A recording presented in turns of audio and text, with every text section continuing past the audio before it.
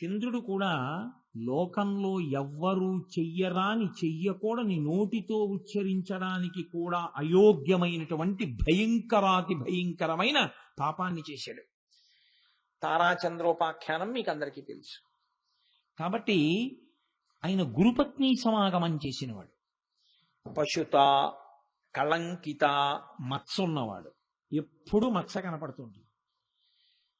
కుటిల చరత్వంచ, ఎప్పుడు ఓలా ఉండడం, వంకరగా ఉంటాడు. మీరు చంద్రరేఖను చూడండి, అష్టమి నాటి చంద్రరేఖలు అవి వంకరగా ఉంటాయి. వంకర టింకర స్వభావం ఉన్నవాడు. ఈ 4 ఉన్నాయి కాబట్టి నెత్తి మీద పెట్టుకున్నాడు.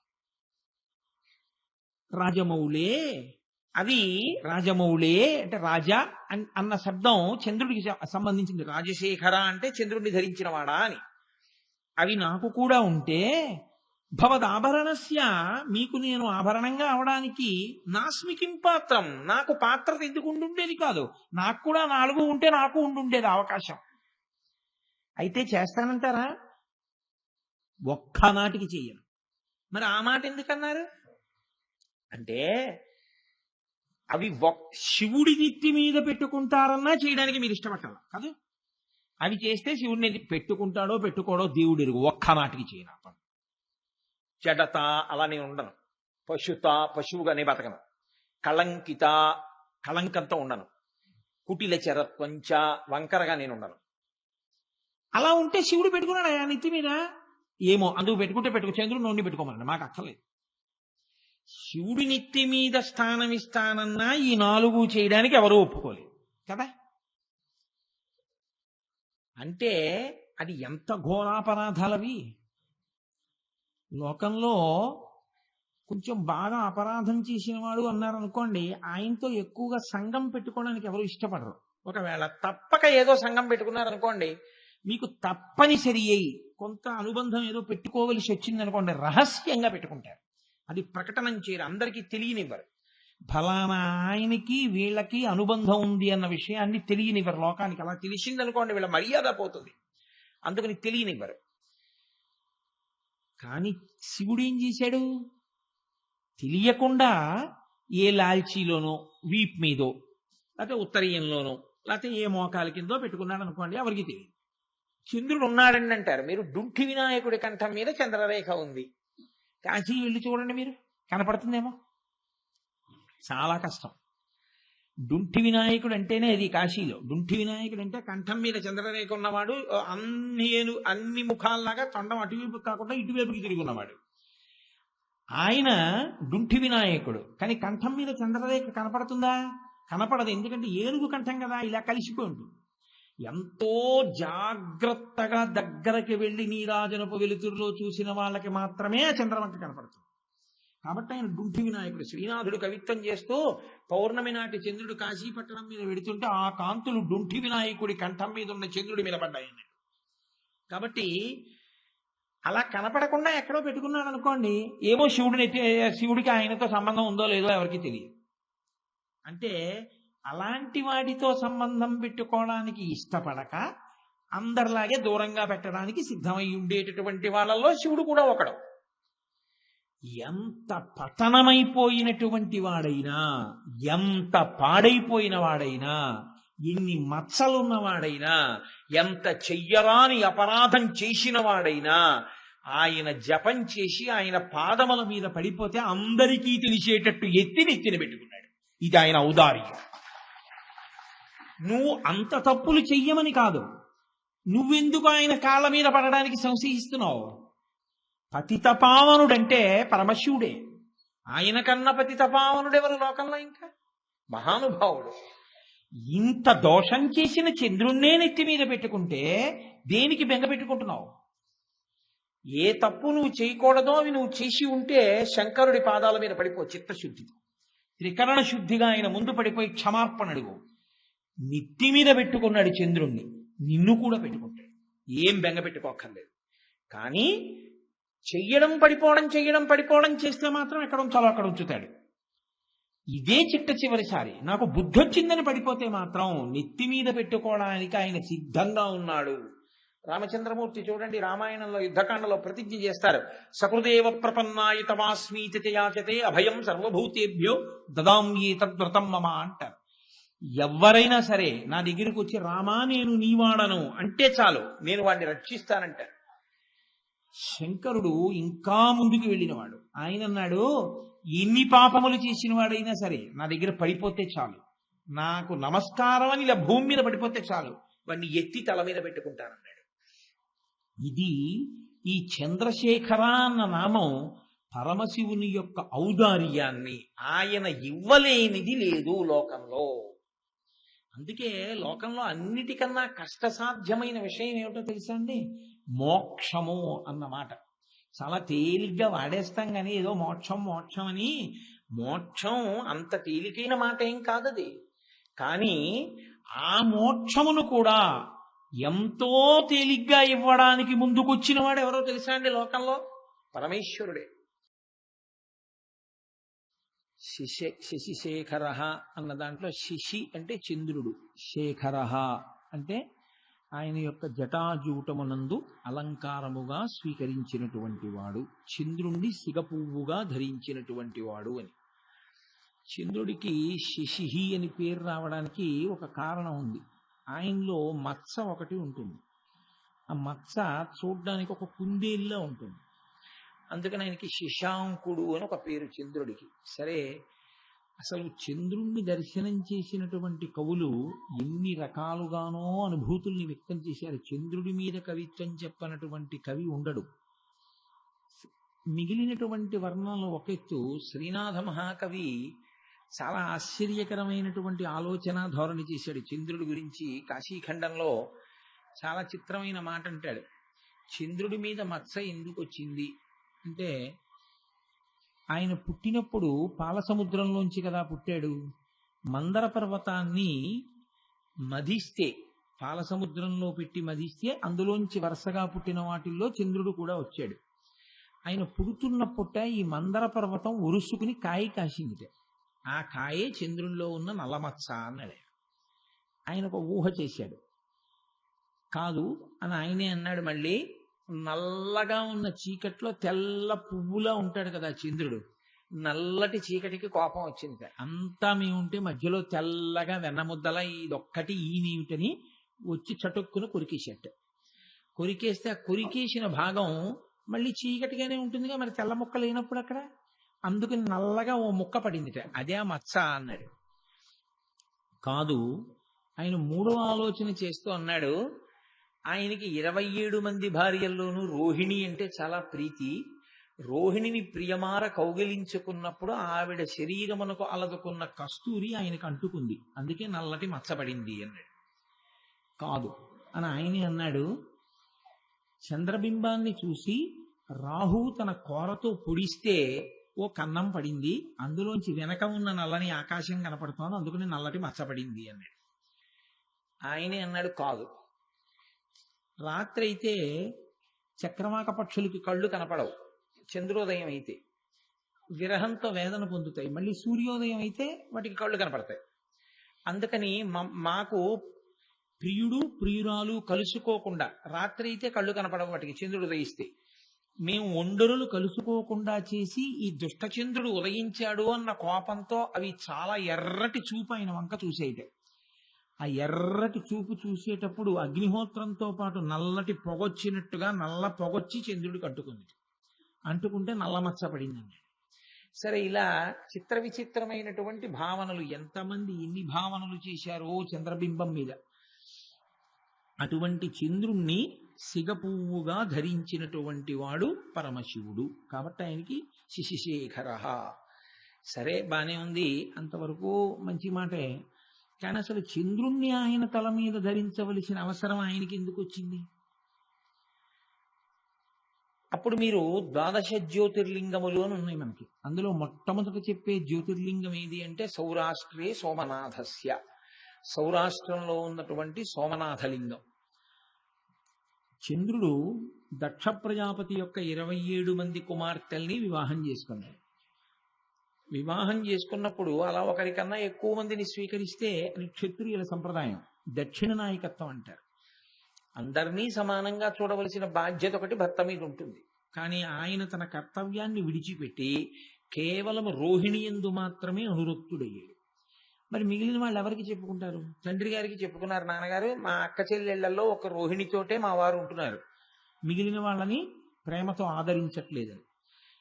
దక్ష ప్రజాపతి వచ్చి మందలించాడు అల్లుణ్ణి, తప్పయ్య అలా ఉండకూడదు, 27 మందితోనూ సమానంగా ఉండు. తప్పకుండా మామయ్య గారు అన్నాడు. ఆయన వెళ్ళిపోయాడు. మళ్ళీ ఈయన రోహిణితోటే ఉంటున్నాడు. మళ్ళీ వెళ్ళి చెప్పారు దక్ష ప్రజాపతి. ఆయనకి ఆగ్రహం కలిగింది. నా మాట కాదంటావా అని. యుక్తాయుక్త విచక్షణ కోల్పోతే ఏమవుతుందండి? అల్లుడిని శపిస్తే ఏమవుతుందని కూడా చూడకుండా ఆయన అల్లుడికి శాపవాక్కిచ్చాడు. నీవు క్షయవ్యాధిని పొందుతావు, పొంది ఆ క్షయవ్యాధి వలన నశించిపోతావు. ఇప్పుడు ఆయన బ్రహ్మగారి దగ్గరికి వెళ్ళి ఏడిచాడు. మా మామగారు ప్రజాపతి మహానుభావుడు, నా మీది ఇలా శాపవాక్కు విడిచిపెట్టాడు, ఏం చేయమంటావని అడిగాడు. అడిగితే ఆయన అన్నాడు, లోకంలో మృత్యువు రాకుండా చూడగలిగినటువంటి శక్తి ఉన్నవాడు పరమేశ్వరుడు ఒక్కడే. అందుకే ఇప్పటికీ మీరు చూశారో లేదో, ఉజ్జయిన్ క్షేత్రంలో మహాకాళలింగము అని ఉంటుంది. దానికి ప్రతిరోజు శవభస్మాభిషేకము అని చేస్తారు. తెల్లవారుజామున అప్పుడే కాల్చినటువంటి శవం తాలూకా భస్మని కాపాలికులు తీసుకొస్తారు. తీసుకొస్తే మేమందరం కలిసి వెళ్ళాం. అప్పుడు చూసాం చాలా మంది. దాన్ని ఒక పల్చటి బట్టలో కట్టి పరమశివలింగం మీద ఆ మూట కొడుతూ అభిషేకం చేస్తారు శవభస్మతో. ఆ అభిషేకాన్ని ఎవరు చూస్తారో వాళ్ళకి అపమృత్యు దోషం పోతుంది. అంటే అకాలంగా పడిపోయేటట్టు చెయ్యగలిగినటువంటి మృత్యుదోషం ఏదైనా వస్తే అది పోతుంది ఉజ్జయిన్లో కానీ ఆ శవభస్మాభిషేకం చూస్తే. కాబట్టి ఆయన కాలకాలుడు, ఆయన మృత్యువుకి మృత్యువు. కాబట్టి ఆయనని నమ్ముకున్న వాళ్ళకి, ఆయన అనుగ్రహం పొందిన వాడికి అపమృత్యువు గ్రసించడు. అందుకని నువ్వు వెళ్ళి పరమశివుడి యొక్క అనుగ్రహాన్ని పొందు అన్నాడు. ఇప్పుడు ఆయన ప్రభాస తీర్థానికి వచ్చి సౌరాష్ట్రంలో అక్కడ ఒక కుండాన్ని ఏర్పాటు చేసి అందులో శివలింగాన్ని ఆవాహన చేసి ఆయన కొన్ని కోట్ల పర్యాయములు పరమశివ మంత్రాన్ని జపం చేశాడు. సంప్రీతుడైనటువంటి పరమశివుడు అక్కడ ప్రత్యక్షమయ్యారు. ఆయన తన గోడు చెప్పుకున్నాడు. శంకరుడు చాలా గొప్ప ఆలోచన చేస్తుంటాడు. ఆయన అన్నాడు, ఇప్పుడు నేను నిన్ను పూర్ణంగా రక్షించేస్తే మీ మామగారి మాట వ్యర్థమైపోతుంది. అంత తపశ్శాలి మాట వ్యర్థమైపోతే తపస్సు అన్న మాటకు అర్థం ఉండదు ఇంకా. కాబట్టి మీ మామగారి మాట పాడవకూడదు. నా కాళ్ళు పట్టుకున్నందుకు నువ్వు నన్ను పట్టుకున్న దాని శక్తి పోకూడదు.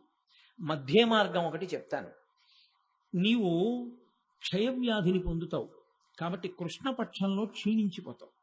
కానీ నా అనుగ్రహాన్ని పొందిన కారణం చేత మళ్ళీ శుక్లపక్షంలో వృద్ధి పొందుతావు. పౌర్ణమి నాటికి పూర్ణచంద్రుడు అవుతుంటావు. కానీ మళ్ళీ వెంటనే బహుళపక్షంలో క్షీణించిపోతావు. క్షయ అంటే క్షీణింపజేస్తుంది. కాబట్టి క్షీణించిపోతుంటావు. కానీ మృత్యువు చేత గ్రసింపబడవు. నా సిగదండగా నిన్ను స్వీకరిస్తున్నాను అని ఆయన తల మీద పెట్టుకున్నాడు. అలా జ్ఞాపకం పెట్టుకోండి. కాబట్టి ఆయన చంద్రుడి యొక్క అపమృత్యు దోషాన్ని నివారించి చంద్రుడికి బుద్ధిగా ఉండవలసినటువంటి అవసరాన్ని చెప్పి ఆయన మామగారైనటువంటి దక్ష ప్రజాపతి యొక్క మాట భంగమైపోకుండా ఆయన గౌరవాన్ని కాపాడి చంద్రుణ్ణి తీసి తల మీద పెట్టుకున్నాడు. ఆయన అడిగింది మృత్యువు చేత గ్రసింపబడకుండా ఉండాలని. కానీ పరమశివుడు ఎంత పెద్ద స్థానం ఇచ్చాడంటే నిన్ను నా నెత్తి మీద పెట్టుకుంటానని పెట్టుకుని సిగదండగా స్వీకరించాడు. అది ఒకటి. రెండవ కారణం ఒకటి ఉంది. పరమశివుడు ఎందుకు చంద్రరేఖని ధరిస్తాడు అన్నదానికి. ఆయన పార్వతీదేవి ఒకానొకప్పుడు దాక్షాయిణి అన్న పేరుతో ఉన్నప్పుడు దక్ష ప్రజాపతి చేసినటువంటి ఉద్ధతితో కూడిన కార్యం పట్ల వ్యగ్రత కలిగినటువంటి మనస్సు పొందినదై శరీరాన్ని విడిచిపెట్టింది. విడిచిపెడితే పరమేశ్వరుడు తన జటాజూటంలోంచి ఒక జట తీసి అక్కడ ఉన్నటువంటి అరుగు కేసి కొట్టాడు. ఆ వ్యగ్రతతో కొట్టడం వల్ల అందులోంచి వీరభద్రుడు ఉదయించాడు. ఆ వీరభద్రుడు ఒక పెద్ద పట్టిసాన్ని తీసుకొని ఆయన దక్షయజ్ఞం జరిగినటువంటి ప్రదేశమే దక్షారామం. అక్కడ ఉండేవాడు దక్షుడు. అదే దక్షారామము. అందుకే దక్షారామానికి ఒక ప్రసిద్ధి చెప్తారు.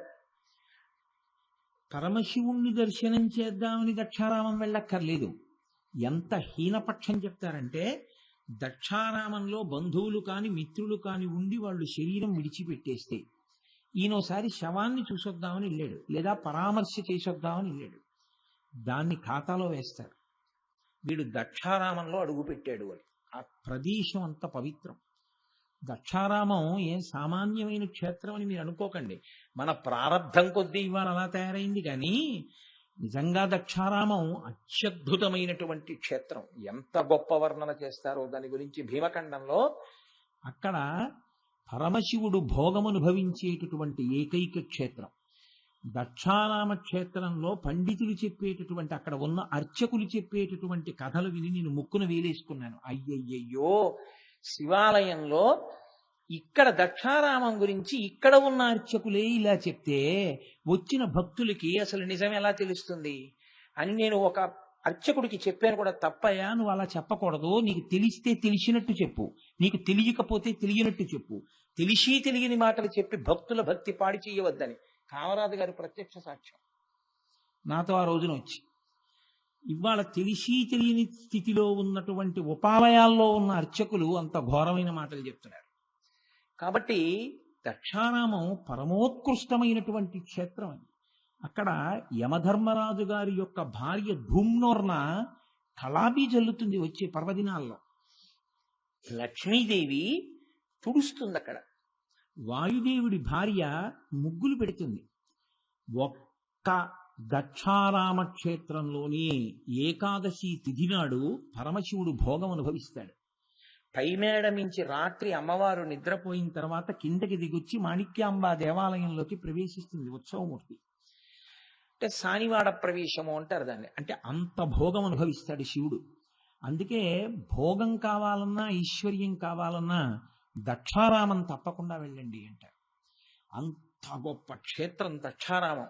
అటువంటి దక్షారామ క్షేత్రం మనకి కాకినాడ పట్టణానికి కూతవేటు దూరంలో ఉండడం, మనం దాన్ని ఎక్కువ మార్లు దర్శనం చేసుకునేటటువంటి భాగ్యం మనకి కలిగి ఉండడం, నిజంగా అది మనకి పరమేశ్వరుడు ఇచ్చినటువంటి గొప్ప అదృష్టం. అయితే నేను మీతో ఒక మాట అన్నాను, ఇవాళ అక్కడ కొంతమంది దాని గురించి పొరపాటుగా చెప్తున్నారు అని. అందరూ అని మీరు అనుకోకండి. కొంతమంది నిబద్ధత కలిగిన మహాపురుషులు ఉన్నారు. ఎందుకంటే నేను వేరొక పర్యాయం అక్కడ ఉపన్యాసాలకు వెళ్ళినప్పుడు చూశాను. ఎంతో నిబద్ధత కలిగిన వారు, చక్కగా పూజ చేసేవారు, చక్కగా విషయాన్ని వివరించగలిగిన వారు కూడా ఉన్నారు. కానీ ఏ ఒక్కరు క్షేత్రంలోకి వెళ్ళిన తర్వాత తప్పుగా అక్కడ విషయాల్ని చెప్పిన భక్తులు అవే నిజం అనుకుంటారు. అది ప్రమాదంతో కూడుకున్నటువంటి విషయం. సరే, నేను మీతో ఎందుకు ప్రస్తావన చేయవలసి వచ్చింది ఈ విషయాన్ని అంటే, శంకరుడు దక్షారామ క్షేత్రంలోకి వీరభద్రుణ్ణి పంపించాడు. అక్కడే దక్ష ప్రజాపతి ఉండేవాడు. అక్కడే చేశాడు యజ్ఞాన్ని. అక్కడే దాక్షాయిణి శరీరాన్ని విడిచిపెట్టింది. కాబట్టి ఆ వీరభద్రుడు చాలా ఉగ్రతతో అక్కడికి వెళ్ళి తాండవం చేస్తూ ఆయన అందరినీ నిగ్రహించినప్పుడు చంద్రుడు అక్కడికి వచ్చి కూర్చుని ఉన్నాడు. కానీ ఈయన వీరావేశంతో చంద్రుణ్ణి కింద పడేసి ఆయన శరీరాన్నంతటినీ తొక్కేశాడు. తొక్కేస్తే ఆయన పరమశివుడికి మొరపెట్టుకున్నాడు, ఈశ్వర, నేనేమీ తప్పు చేయలేదు, నేను ఒక్క మాట లేదు, కానీ నన్ను కింద పడేసి ఇలా తొక్కేశావు అన్నాడు. అంటే శంకరుడు అన్నాడు, ఓ, నీకంత ఇబ్బంది కలిగింది కదూ అని వెంటనే పైకెత్తి తన తల మీద పెట్టుకున్నాడు. ఆనాటి నుంచి చంద్రుడు శంకరుడు యొక్క తల మీద ఉండడం ప్రారంభించాడు. అప్పటి నుంచి ఆయన కిందకి దింపలేదు. ఇంకా మీరు చూడండి, నెత్తి మీద పెట్టుకున్నాడండి అంటారు. నెత్తి మీద పెట్టుకున్నాడండి అన్న మాటకి అర్థం ఏమిటంటే అంత ప్రేమ చూపించేటటువంటి వాడు అని దానికి అర్థం. ఆయన వలన అంత క్రోధంలో చంద్రుణ్ణి అక్కడికి వచ్చినందుకు ఆయన తొక్కాడు. నిజానికి అది కూడా అపరాధమే, అలాంటి యాగానికి రావడం. కాబట్టి తొక్కినందుకు నన్ను తొక్కేశావయ్యా అన్నాడని మళ్ళీ నెత్తి మీద పెట్టుకున్నాడు. అది ఒక కారణం. ఇవి మీరు పక్కన పెడితే అసలు ఆయన చంద్రశేఖరుడు అవడానికి రెండు చాలా గొప్ప కారణాలు ఉన్నాయి. ఇవి చంద్రశేఖరుడు ఎందుకయ్యాడు అన్నది మీరు ముందు తెలుసుకుని దాని వెనక ఉన్న తాత్విక విచారణగా ఈ మిగిలిన రెండు కారణములను అనుసంధానం చేసుకోవాలి. ఎప్పుడైనా చంద్రశేఖర అన్నప్పుడు ఆ చంద్రవంక చూసినప్పుడు మీరు జ్ఞాపకం పెట్టుకోవలసిన విషయాలు అప్పుడు వస్తాయి. మిగిలిన రెండు అయితే మీరు ఒకటి గుర్తుపెట్టుకోవాలి, ఈ చంద్రరేఖ కేవలం పరమశివుడి కిరీటం మీదే కాదు, అమ్మవారి కిరీటం మీద ఉంటుంది, వినాయకుడి కిరీటం మీద కూడా ఉంటుంది. అందుకే ఆయనకి కూడా చంద్రధరుడు అని ఒక పేరు. మీరు చూడండి, పరమశివుడు చంద్రుణ్ణి తల మీద పెట్టుకున్నాడు. చంద్రుడు ఎటువంటి వాడు? ఇప్పుడు తల మీద పెట్టుకోవాలంటే పూజనీయమైన వస్తువు అయితే కదండి తల మీద పెట్టుకుంటాం. ఏది పడితే అది తల మీద పెట్టుకోం. ఎందుకు పెట్టుకోం? తల జ్ఞానేంద్రియములన్నిటి యొక్క సంఘాతము దీని ఎందు ఎక్కువ ఉంటాయి. కళ్ళనగా, ముక్కనగా, చెవులనగా, నాలుకనగా, సున్నితమైన చర్మభాగమనగా, బుద్ధి ప్రచోదనం చేసేటటువంటి మెదడనగా, ఇవన్నీ తలలోనే ఉంటాయి. కాబట్టి తలకి ఒక గౌరవం ఉంటుంది. కాదు, కారణం అసలు తలకంత గౌరవం రావడానికి కారణం ఏమిటంటే, తల మనకి సీమ. అంటే సీమ అంటే హద్దు అంటారు, అది ఎల్ల. ప్రతి దానికి ఒక ఎల్ల ఉంటుంది. ఎల్ల అంటే అక్కడతో పూర్తయిపోయింది అంటారు. రాయలసీమ అని మీరు అన్నారనుకోండి, ఆ ప్రాంతము అక్కడతో పూర్తయింది. అది ఒక ప్రత్యేకమైన ప్రాంతము. తెలుగు సీమ, త్రిలింగ సీమ. సీమ అంటే హద్దు, ఎల్ల. ఈ శరీరానికి 2 సీమలు ఉంటాయి. ఒకటి పాదములు, 2 బ్రహ్మరంధ్రము. ఇందులో ఎట్టి పరిస్థితుల్లోనూ కూడా దాన్ని స్పృశించడానికి కూడా అంగీకరించకుండా అక్కడతో ఆపేస్తారు. దేన్ని ముట్టుకోరంటే బ్రహ్మరంధ్రాన్ని తాకరు. అందుకే తల దువ్వుకున్నా కూడా ఎక్కడి వరకు దూకుంటారంటే పాపట అంటారు. పాపట అంటే కేశపాశమును 2గా విడతీయుట. యథార్థమునకు అది పురుషుడికి లేదు. పురుషుడు పాపట తీయడం అన్నది ఉండదు శాస్త్రంలో. ఎందుకు ఉండదు అంటే ఒక్కటే కారణం, పురుషుడు శిఖతో ఉండాలి అని, పిలక పెట్టుకుని ఉంటాడు అని. కాబట్టి ఆయన పాపట అవసరం ఆయనకి ఏముంటుంది? ఉండదు. ఉంది అంటే ఆయన జుట్టు పెరిగిపోయింది అని గుర్తు. దాన్ని సరే విచారణ చేయవద్దు, వదిలిపెట్టేయండి. కాబట్టి స్త్రీకి మాత్రమే పాపట. కేశపాశములు మధ్యలో గాడి చేసి 2గా విడతీస్తారు కాబట్టి పాపట అని పేరు. 2గా విడతీస్తుంది కాబట్టి. గోదావరి నది మధ్యలోకి వచ్చి నిలబడి గోదావరిని 2గా ప్రవాహాన్ని చీవిస్తుంది కాబట్టి ఆ కొండకి పాపట కొండ అని పేరు. కాశీఖండంలో పాపట కొండలు అంటారు వాటిని. పాపట కొండలు పాపిడి కొండలయ్యి, ప్రారబ్ధవశాత్తు పాపి కొండలయ్యి. అవి పాపి కొండలు కావు, పాపట కొండలు. చీల్చే గోదావరిని. అందుకే మీరు పడవలో వెడుతుంటే అదేమిట్రా ఇంకా గోదావరి అనిపిస్తుంది, అడ్డొచ్చేస్తాయి పర్వతాలు. గోదావరి 2 కింద చీల్తుంది. అలా చీల్చిన కొండలు పాపట కొండలు. ఈ పాపట ఎక్కడ వరకు తీస్తారు అంటే ఇంకా ఇక్కడ వరకే. ఇది దాటి పాపట తీయకూడదు. ఎందుకు తీయకూడదు అంటే ఇక్కడ బ్రహ్మరంధ్రం ఉంటుంది. ఈ బ్రహ్మరంధ్రమే మళ్ళీ వస్తాడా శరీరంలోకి, రాడా అనడానికి గుర్తు. అది చిట్లి వెళ్ళిపోయాడు అనుకోండి, ఇక రాడని గుర్తు. అది చిట్లకుండా చిట్లే వరకు వీళ్ళు శ్మశానంలో ఉండొచ్చారనుకోండి, మళ్ళీ వస్తాడని గుర్తు. పాపం ఎలాగో ఆయన చిట్ల కొట్టుకునంటే బదల కొట్టుకుని కాదు, యోగ మార్గంలో ఉత్క్రమణం జరగాలి. ఊర్ధ్వరేతస్కుడై ప్రాణోత్క్రమణం పైకి విడుతూ దీన్ని చిట్ల కొట్టుకుని పైకి ఎడుతుంది. అలా విడితే పునర్జన్మ లేదు. ఆయన ఈశ్వరుడు ఎందుకు కలిసిపోయాడని గుర్తు. బ్రహ్మరంధ్రం పగలలేదు, అధోముఖంగా వెళ్ళిపోయాడని గుర్తు. కాబట్టి ఏదో ఒక ఉపాధిలోకి వస్తాడు. అది కుక్కో, పందో, పిల్లో, నల్లో, మనిషో ఏమో మనకి తెలియదు. వస్తాడు జీవుడు. అంటే పాపపుణ్యములున్నాయి, అనుభవిస్తాడని గుర్తు. కాబట్టి ఇది పవిత్రమైన హద్దు, ఇది పవిత్రమైనటువంటి సీమ. మనుష్య శరీరంలో ఇది అత్యంత పవిత్రమైనటువంటి హద్దుగా చెప్తారు. అందుకే నెత్తి మీద చేయబెట్టకండి, నెత్తి మీద చేయబెట్టకండి అంటూ ఉంటారు. బ్రహ్మరంధ్రమును కాపాడుకుంటూ ఉంటారు. అయితే నమస్కారం దేనికి? శిరస్సు కాదు. ఇప్పుడు ఉపన్యాసం చెప్తే భావ ప్రచోదనం అంతా దేంట్లోంచి? తలలోంచి. మాట్లాడుతున్నది ఇది నోరు. నేను ఉపన్యాసం చెప్పి ఇలా వెళ్ళిపోతుంటే నా తలకి ఇలా ఎవరైనా అంటారా? ఎవరనరు. నా కాళ్ళకి నమస్కారం చేస్తారు. అది ఎందుకు అలాగా? నా తలకి కదా చెయ్యాలి. ఉపన్యాసం అంతా వినేటప్పుడు నా ముఖం చూడటమా? నమస్కారం చేసేటప్పుడు నా కాళ్ళకి నమస్కారం చేయడమా? ఏమిటి నా తల చేసుకున్న ప్రారంధం? కాదు. దానికి రహస్యం ఏమిటో తెలుసండి. ఇక్కడ మీరు అవలంబించేటటువంటి భక్తితో కూడిన ఆలోచన పరంపరల యొక్క శక్తి పాదముల యందున్న నాడులలో చేరుతుంది.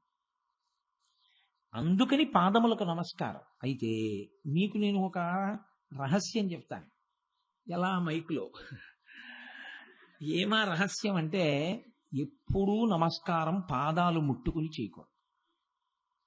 పాదాలు ముట్టుకుని చేస్తే ఎక్కువగా మీ తేజస్సే క్షీణించిపోయే అవకాశం ఉంటుంది. కాబట్టి పాదములు ముట్టుకుని ఎప్పుడూ నమస్కారం చేయకూడదు. అసలు చాలా శ్రేష్టమైన మార్గం మీకు చెప్తున్నాను. ఇంకా అంతకన్నా లోతుగా చెప్పాలి అంటే ఒక్క గురు శిష్య సంప్రదాయంలో ఎప్పుడైనా చెప్పవలసి ఉంటుంది అంతే. కాబట్టి పాదములను స్పృశించి నమస్కారం చేయకూడదు. పాదములకు దూరంగా ఉండి నమస్కారం చేయాలి. అలా నిలబడితే దాని ముందున్నటువంటి నేలకి నమస్కారం చెయ్యాలి తప్ప పాదములు ముట్టుకుని నమస్కారం చేయడం ఎప్పుడూ మంచిది కాదు. పాదములు ముట్టుకోవడానికి మీ తల ఆ పాదముల దగ్గర వంగితే ఆయన ఏం చేస్తారు? ఇలా చూస్తారు. అరేరేరే ఎంత వంగి నమస్కారం చేశాడరా అని గుర్తినే పుచ్చుకోకూడదుగా. మీరు నమస్కారం చేస్తే ఏమవుతుందో తెలుసా అండి? మీ రక్షణ బాధ్యతని ఎవరికి నమస్కారం చేశారో వారి యందు న్యాసము చేసినట్లు లెక్క. ఇప్పుడు ఆయన ఏం చెయ్యాలంటే అహంకారంతో అది పుచ్చుకుని వెళ్ళకూడదు.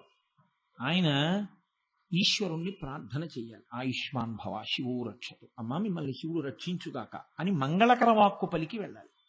అదేం చేస్తుంది?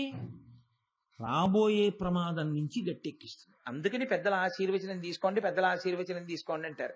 వెళ్ళి ధ్వజస్తంభంలో నిలబడితే చేస్తారు ఆశీర్వచనం? నమస్కారం చేస్తే చేస్తారు. నమస్కారం ఎందుకు చేస్తారంటే వినయంతో వంగి మీ రక్షణ బాధ్యతని అవతల వారి యందు న్యాసం చేసి వారి ఉపాసన శక్తితో కూడిన వాక్కు వలన మీరు రక్షణ పొందుతారు.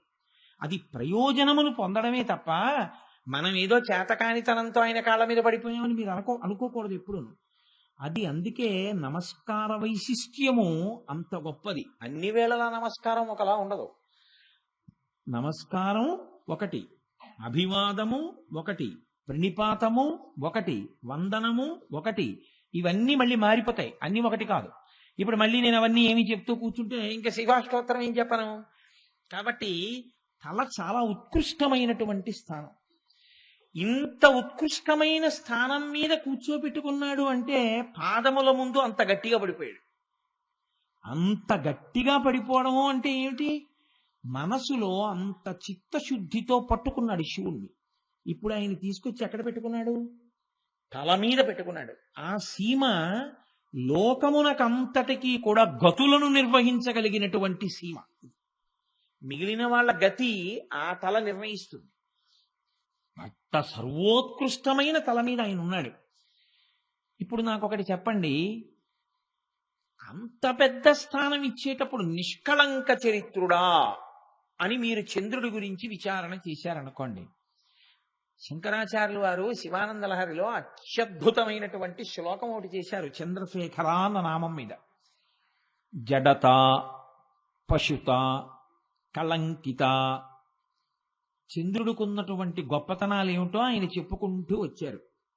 ఒకటి జడుడు, 2 పశువు, 3 కళంకుడు, 4 కుటిల చెరుడు.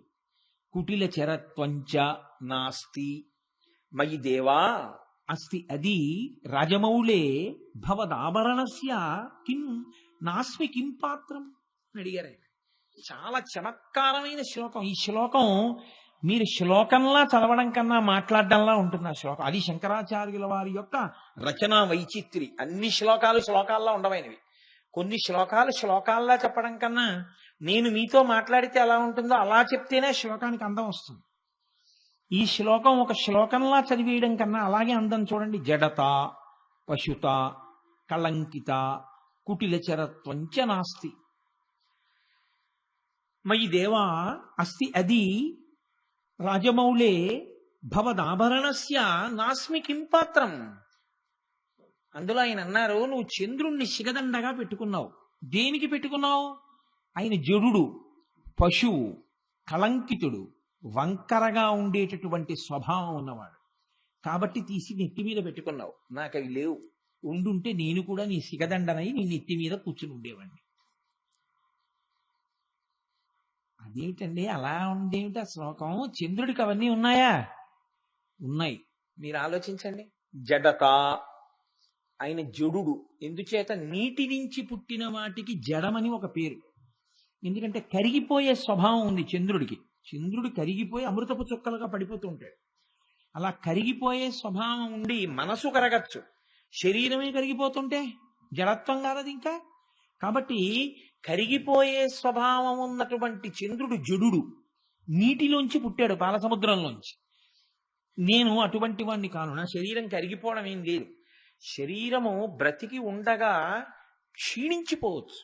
అంటే ఇవాళ ఉన్న పటుత్వం ఇంకొక 20 ఏళ్ల తర్వాత ఉండకపోవచ్చు. కానీ వేళ్ళు ముక్కలు ముక్కల కింద ఊడి పడిపోతున్నాయి అనుకోండి, అది చాలా భయంకరమైనటువంటి వ్యాధి కదండి, కుష్ఠవ్యాధి అంటారు.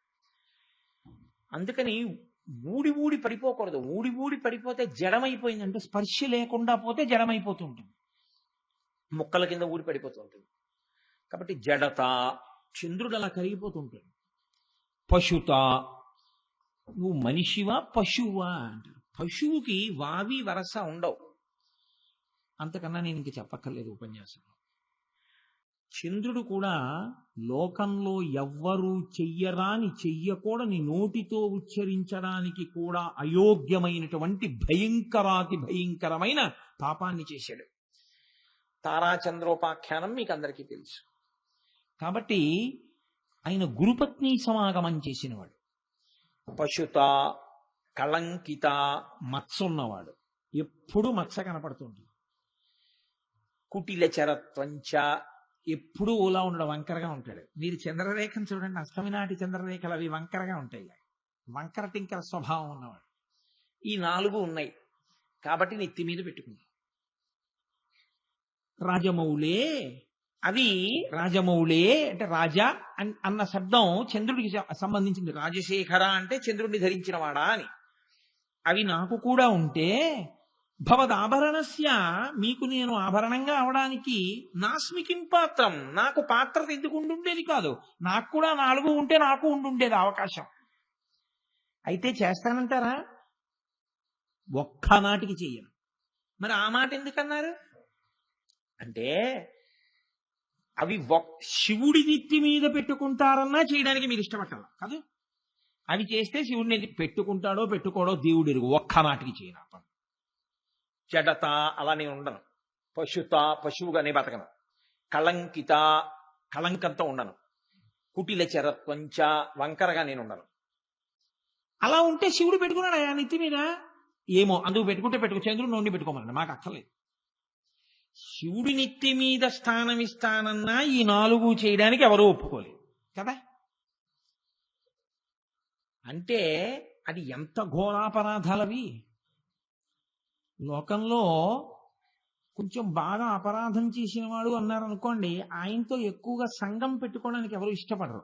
ఒకవేళ తప్పక ఏదో సంఘం పెట్టుకున్నారనుకోండి, మీకు తప్పనిసరి అయి కొంత అనుబంధం ఏదో పెట్టుకోవలసి వచ్చింది అనుకోండి, రహస్యంగా పెట్టుకుంటారు. అది ప్రకటనం చేయరు, అందరికీ తెలియనివ్వరు. ఫలానా ఆయనకి వీళ్ళకి అనుబంధం ఉంది అన్న విషయాన్ని తెలియనివ్వరు లోకానికి. అలా తెలిసిందనుకోండి వీళ్ళ మర్యాద పోతుంది, అందుకని తెలియనివ్వరు. కానీ శివుడు ఏం చేశాడు? తెలియకుండా ఏ లాల్చీలోనో, వీప్ మీదో, లేకపోతే ఉత్తరీయంలోనో, లేకపోతే ఏ మోకాల కిందో పెట్టుకున్నాడు అనుకోండి, ఎవరికి తెలియదు. చంద్రుడు ఉన్నాడండి అంటారు. మీరు డుంఠి వినాయకుడి కంఠం మీద చంద్రరేఖ ఉంది. కాశీ వెళ్ళి చూడండి, మీరు కనపడుతుందేమో. చాలా కష్టం. డుంఠి వినాయకుడు అంటేనే అది కాశీలో. డుంఠి వినాయకుడు అంటే కంఠం మీద చంద్రరేఖ ఉన్నవాడు, అన్ని ముఖాల్లాగా తొండం అటువైపు కాకుండా ఇటువైపుకి తిరిగి ఉన్నవాడు. ఆయన డుంఠి వినాయకుడు. కానీ కంఠం మీద చంద్రరేఖ కనపడుతుందా? కనపడదు. ఎందుకంటే ఏనుగు కంఠం కదా, ఇలా కలిసిపోయి ఉంటుంది. ఎంతో జాగ్రత్తగా దగ్గరకి వెళ్ళి నీరాజనపు వెలుతురులో చూసిన వాళ్ళకి మాత్రమే ఆ చంద్రవంక కనపడుతుంది. కాబట్టి ఆయన డుంఠి వినాయకుడు. శ్రీనాథుడు కవిత్వం చేస్తూ పౌర్ణమి నాటి చంద్రుడు కాశీపట్టణం మీద వెడుతుంటే ఆ కాంతులు డుంఠి వినాయకుడి కంఠం మీద ఉన్న చంద్రుడి మీద పడ్డాయండి. కాబట్టి అలా కనపడకుండా ఎక్కడో పెట్టుకున్నాడు అనుకోండి, ఏమో శివుడికి ఆయనతో సంబంధం ఉందో లేదో ఎవరికి తెలియదు. అంటే అలాంటి వాడితో సంబంధం పెట్టుకోవడానికి ఇష్టపడక అందరిలాగే దూరంగా పెట్టడానికి సిద్ధమై ఉండేటటువంటి వాళ్ళలో శివుడు కూడా ఒకడు. ఎంత పతనమైపోయినటువంటి వాడైనా, ఎంత పాడైపోయిన వాడైనా, ఎన్ని మచ్చలున్నవాడైనా, ఎంత చెయ్యరాని అపరాధం చేసిన వాడైనా ఆయన జపం చేసి ఆయన పాదముల మీద పడిపోతే అందరికీ తెలిసేటట్టు నెత్తిన పెట్టుకున్నాడు. ఇది ఆయన ఔదార్యం. నువ్వు అంత తప్పులు చెయ్యమని కాదు, నువ్వెందుకు ఆయన కాళ్ళ మీద పడడానికి సంశయిస్తున్నావు? పతితపావనుడంటే పరమశివుడే. ఆయన కన్నా పతితపావనుడెవరు లోకంలో? ఇంకా మహానుభావుడు. ఇంత దోషం చేసిన చంద్రుణ్ణే నెత్తి మీద పెట్టుకుంటే దేనికి బెంగ పెట్టుకుంటున్నావు? ఏ తప్పు నువ్వు చేయకూడదో అవి నువ్వు చేసి ఉంటే శంకరుడి పాదాల మీద పడిపో చిత్తశుద్ధితో. త్రికరణ శుద్ధిగా ఆయన ముందు పడిపోయి క్షమార్పణ అడుగు. నెత్తి మీద పెట్టుకున్నాడు చంద్రుణ్ణి, నిన్ను కూడా పెట్టుకుంటాడు. ఏం బెంగ పెట్టుకోక్కర్లేదు. కానీ చెయ్యడం పడిపోవడం చేస్తే మాత్రం ఎక్కడ ఉంచాలో అక్కడ ఉంచుతాడు. ఇదే చిట్ట చివరిసారి నాకు బుద్ధి వచ్చిందని పడిపోతే మాత్రం నెత్తి మీద పెట్టుకోవడానికి ఆయన సిద్ధంగా ఉన్నాడు. రామచంద్రమూర్తి చూడండి, రామాయణంలో యుద్ధకాండలో ప్రతిజ్ఞ చేస్తారు. సకృదేవ ప్రపన్నాయ తవాస్మీతి యాచతే అభయం సర్వభూతేభ్యో దదామ్యే తద్వ్రతం మమ అంటారు. ఎవరైనా సరే నా దగ్గరికి వచ్చి రామా నేను నీవాడను అంటే చాలు, నేను వాడిని రక్షిస్తానంటారు. శంకరుడు ఇంకా ముందుకు వెళ్ళినవాడు. ఆయన అన్నాడు, ఎన్ని పాపములు చేసిన వాడైనా సరే నా దగ్గర పడిపోతే చాలు, నాకు నమస్కారం అని ఇలా భూమి మీద పడిపోతే చాలు, వాడిని ఎత్తి తల మీద పెట్టుకుంటానన్నాడు. ఇది ఈ చంద్రశేఖర అన్న నామం పరమశివుని యొక్క ఔదార్యాన్ని, ఆయన ఇవ్వలేనిది లేదు లోకంలో. అందుకే లోకంలో అన్నిటికన్నా కష్టసాధ్యమైన విషయం ఏమిటో తెలుసా అండి? మోక్షము అన్నమాట. చాలా తేలిగ్గా వాడేస్తాం కానీ ఏదో మోక్షం అని. మోక్షం అంత తేలికైన మాట ఏం కాదది. కానీ ఆ మోక్షమును కూడా ఎంతో తేలిగ్గా ఇవ్వడానికి ముందుకొచ్చిన వాడు ఎవరో తెలుసా అండి లోకంలో? పరమేశ్వరుడే.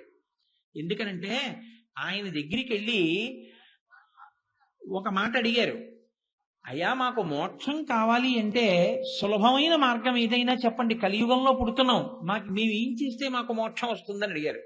ఆయన అన్నాడు, ఒక పని చేయండి, దర్శనాదభ్రసదసి, చిదంబరం వెళ్ళి దర్శనం చేయండి, మోక్షం ఇస్తానన్నాడు. చిదంబరం వెళ్ళి దర్శనం చేస్తే మోక్షం వస్తే చిదంబరం వెళ్ళి దర్శనం చేసుకోవడం చాలా తేలిక కదండి. అక్కడే ఉంది ఇబ్బంది అంతా. ఎందుకో తెలుసా? చిదంబరం మీరు వెళ్ళారనుకోండి శివలింగ దర్శనానికి, ఓ పెద్ద తెర ఒకటి వేసి ఉంటుంది.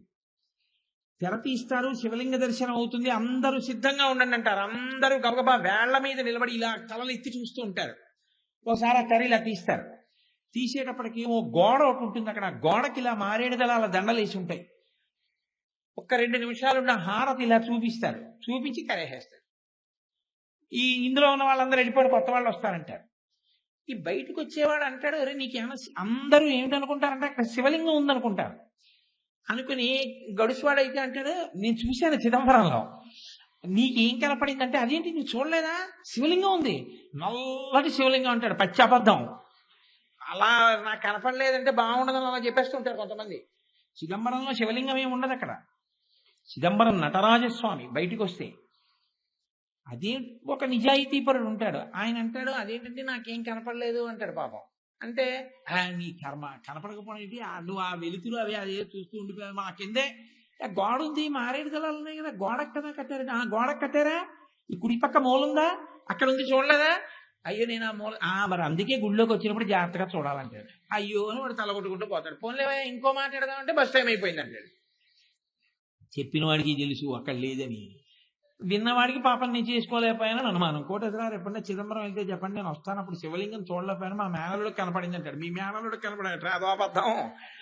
చిదంబరంలో దర్శనం అంటే ఏమిటో తెలుసా అంటే అది ఆకాశలింగం. ఆకాశలింగం అంటే అన్నీ ఎందులో ఉన్నాయో దానికి ఆకాశం అని పేరు.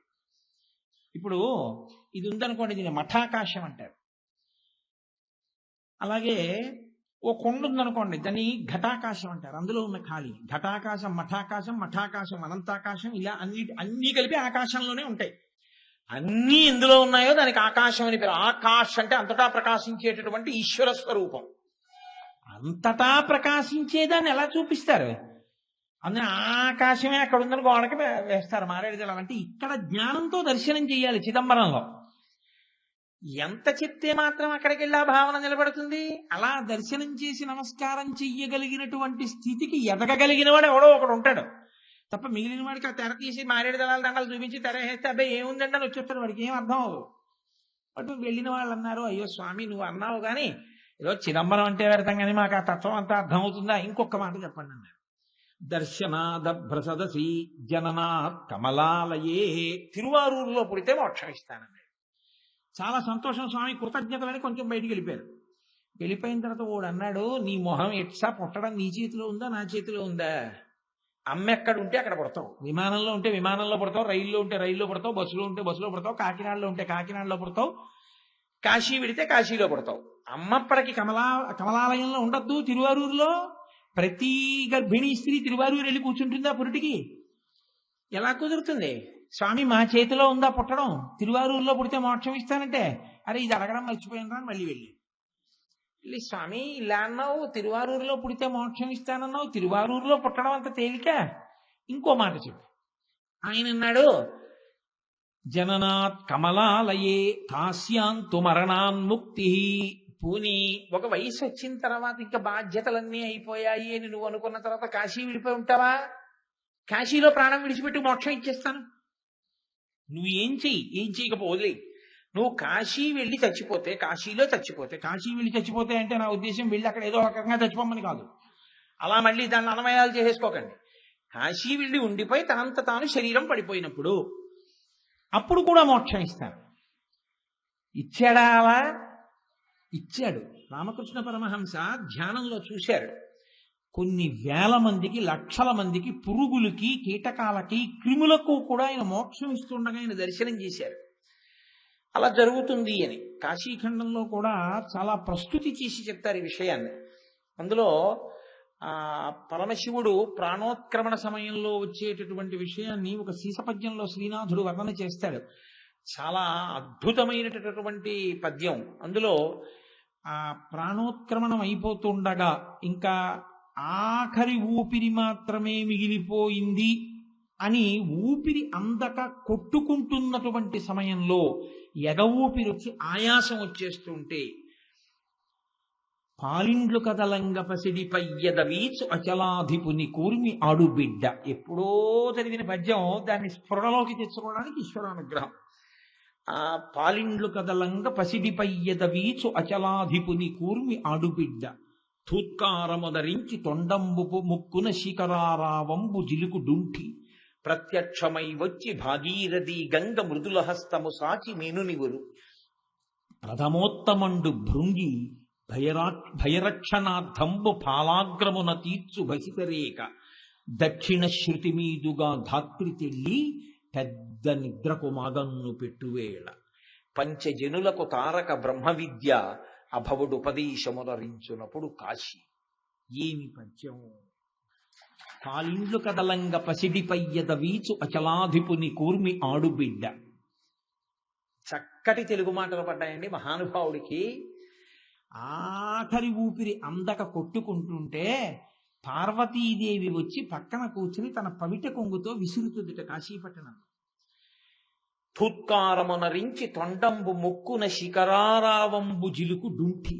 డుంఠి గణపతి బయలుదేరి వచ్చి వాడి పక్కన కూర్చుని, ఏనుగు తొండం చివరెప్పుడు చల్లగా ఉంటుంది తడిగా, దాన్ని ముక్కు దగ్గర పెట్టి ఊపిరి ఊత్తట, పీల్చుకో అని. తూత్కారమునరించి తొండంబు ముక్కున శిఖరారావంబు జిలుకు డుంఠి.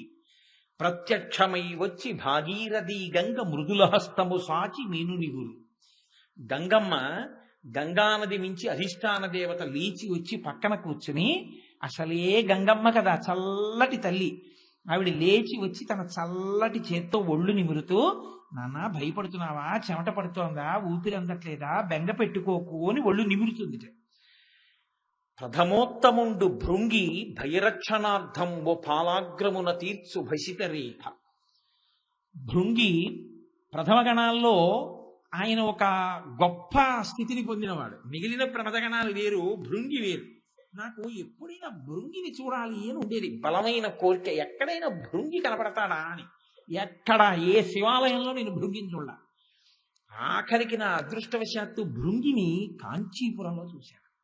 3 కాళ్లతో ఉంటాడు. ఆయనది అదో విచిత్రమైన భక్తి భృంగిది. భృంగికి ఆడవాసన గిట్టదు. అమ్మవారికి కూడా నేను నమస్కారం చేయనంటాడు. ఒక్క శివుడికే నమస్కారం. ఎప్పుడైనా అలా వస్తే పార్వతీ పరమేశ్వరులు పక్క పక్కన కూర్చుంటే ఆయన శివుడికి నమస్కారం చేసి వెళ్ళిపోతాడు. వెళ్ళిపోతే పార్వతీదేవిని ఇదేమో ఘాయిత్యాన్ని మీకు నమస్కారం చేసి వెళ్ళిపోతాడు. నాకు చేయడేమంది. ఓన్లీ ఎలా అయితేనే మన బిడ్డడేగా పార్వతీ అనేవాడు. ఆవిడకో రోజు వస్తాడు, ఆయనకి ప్రదక్షిణం చేసేసి ఆయనకి నమస్కారం పెట్టి వెళ్ళిపోతాడేమిటి, ఏం చేస్తాడో చూస్తాడని అర్ధనారీశ్వర స్వరూపంతో ఆయనలో సగానికి కలిసిపోయింది. ఇప్పుడు ప్రదక్షిణం చేస్తే ఆవిడికి చెయ్యాలిగా, నమస్కారం చేస్తే ఆయనదో పాదం ఈవిడిదో పాదం, ఏం చేస్తాడో చూద్దాం. ఆయన ఏం చేశాడంటే ఇలా తిరిగి వచ్చాడు. తిరిగి వచ్చి ఇక దాటితే, ఇక్కడ వీపు దాటితే పార్వతీదేవి ఎలా, ఆయన ఆవిడికి చేయడు ప్రదక్షిణం. అందుకని ఆయన కందిరీగైపోయి పార్వతీ పరమేశ్వరుల మధ్యలో తొలిచేశాడు. తొలిచేసి ప్రదక్షిణం చేసి పరమశివుడి పాదానికి నమస్కారం చేసి వెళ్ళిపోయాడు. ఏమిటి ధూర్తతనం శంకరా అందావిడ. ఏ ధూర్తతనమో మన భక్తుడు అలా ఉండని అన్నాడు. ఆ భృంగి 3 కాళ్లతో ఉంటాడు. అందుకే వ్యాఘ్రపాదుడు, పతంజలి, భృంగి వీళ్ళందరూ తాండవం గురించి మీరు ఎప్పుడైనా చదవాలి, అద్భుతంగా ఉంటుంది ఆ శివతాండవం గురించి. అందులో ఆ భృంగి 3 కాళ్లతో నిలబడి ఉంటాడు. భృంగీచ్ఛా నటనోత్కట కరిమదగ్రాహీ స్ఫురన్మాధవాహ్లాదో నాదయుతో మహాసితవపు పంచేషు నాచాధృత సత్వక్షస్సు మనోవనేషు నపున సాక్షాన్మదీయే మనో రాజీవే భ్రమరాధిపో విహరతాం శ్రీశైలవాసీ విభూ అంటారు శంకర భగవత్పాదులు శివానంద లహరిలో. ఆ భృంగి ప్రథమోత్తముండు భృంగి, మళ్ళీ వెనక్కి రండి కాశీపట్టణంలోకి. ప్రథమోత్తముండు భృంగి భయరక్షణార్థంబు ఫాలాగ్రమున తీర్చు భసిత రేఖ. భయపడకయా అని భస్మ చల్లితే స్నానం చేసేసినట్టే అనారోగ్యంతో ఉన్నప్పుడు. అందుకని ఆ భస్మ తెచ్చి తల మీద వేసి విభూతి రేఖలు పెడతాయి. అప్పుడు దక్షిణ శృతి మీదుగా ధాత్రి తెళ్ళి పెద్ద నిద్రకు మగన్ను పెట్టువేళ. అబ్బా ఏమి మాట అండి! నాకు అసలు ఇంకా మాట అంటే ఒక వ్యామోహం అన్నమాట. అంత ఇష్టం నాకు ఆ మాట. ఒక్క మహానుభావుడు ఆయనకే పడింది. పెద్ద నిద్రకు మాగన్ను పెడుతున్నాడంటారు. అలా కళ్ళు పడిపోతుంటాయి.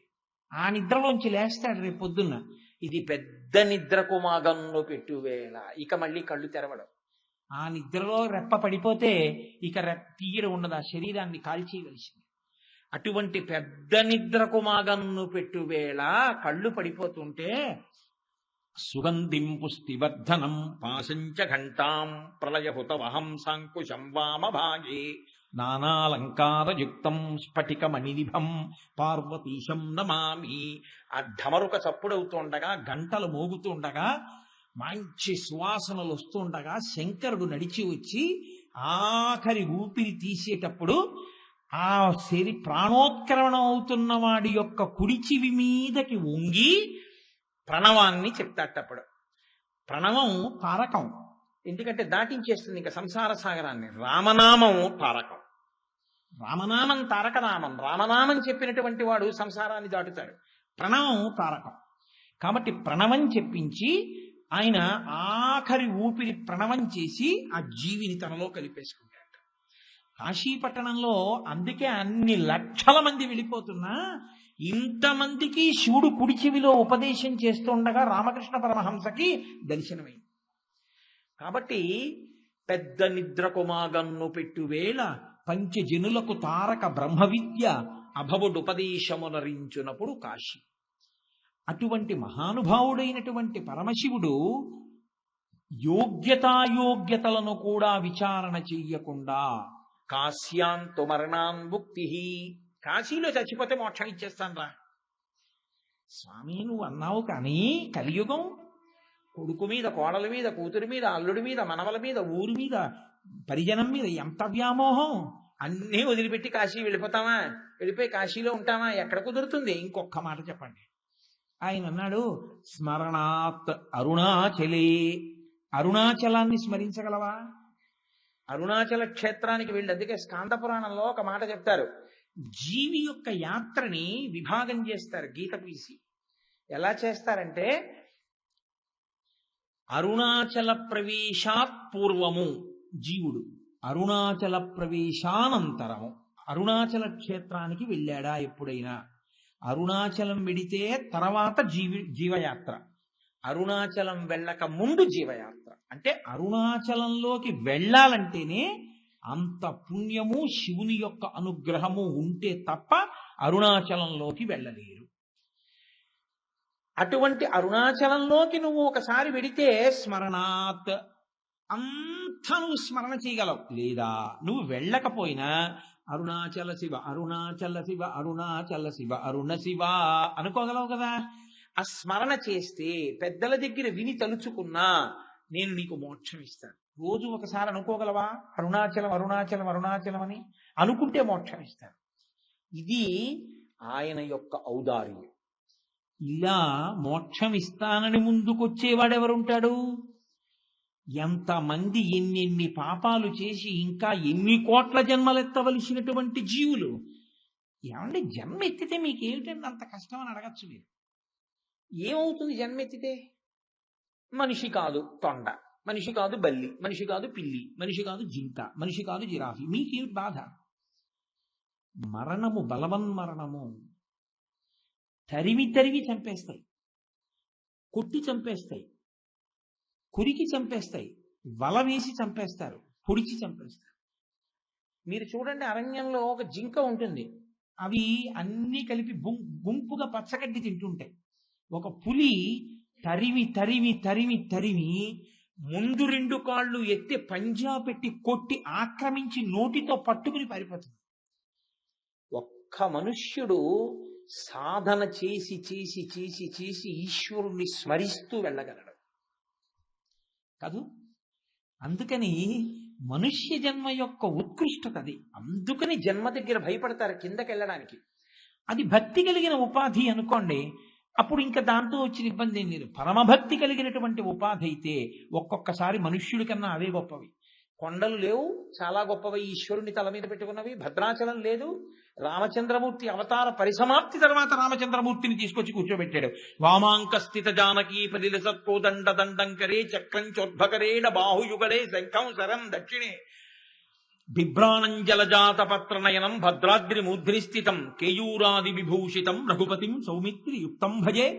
వెంకటాచల పర్వతం లేదు, వెంకటేశ్వరుణ్ణి తీసుకొచ్చి కూర్చోబెట్టుకుని గోవిందమామముల్ గొంతెత్తి పాడుతూ కొండెక్కు భక్తుల గుంపులొకట తలతీసి ఇత్తుమా ఇలవేలు పంచును తల వెంట్రుకలనిచ్చు ధన్యులొకట స్వామిని దర్శించి సంతోషమాగక పరవశులకు పుణ్య పురుషులొకట భక్తి ప్రసాదంబు కన్నుల కద్దుకని స్వీకరించి పరవశులకు పుణ్య పురుషులొకట ఎచట ఎయ్యది విన్నను స్వామి మాటే సకల హృదయాల ఉండెడి స్వామి ఒకడే స్వామి నటించుచుండు ఈ శైలమందు. ఎక్కడ చూసినా గోవింద గోవింద.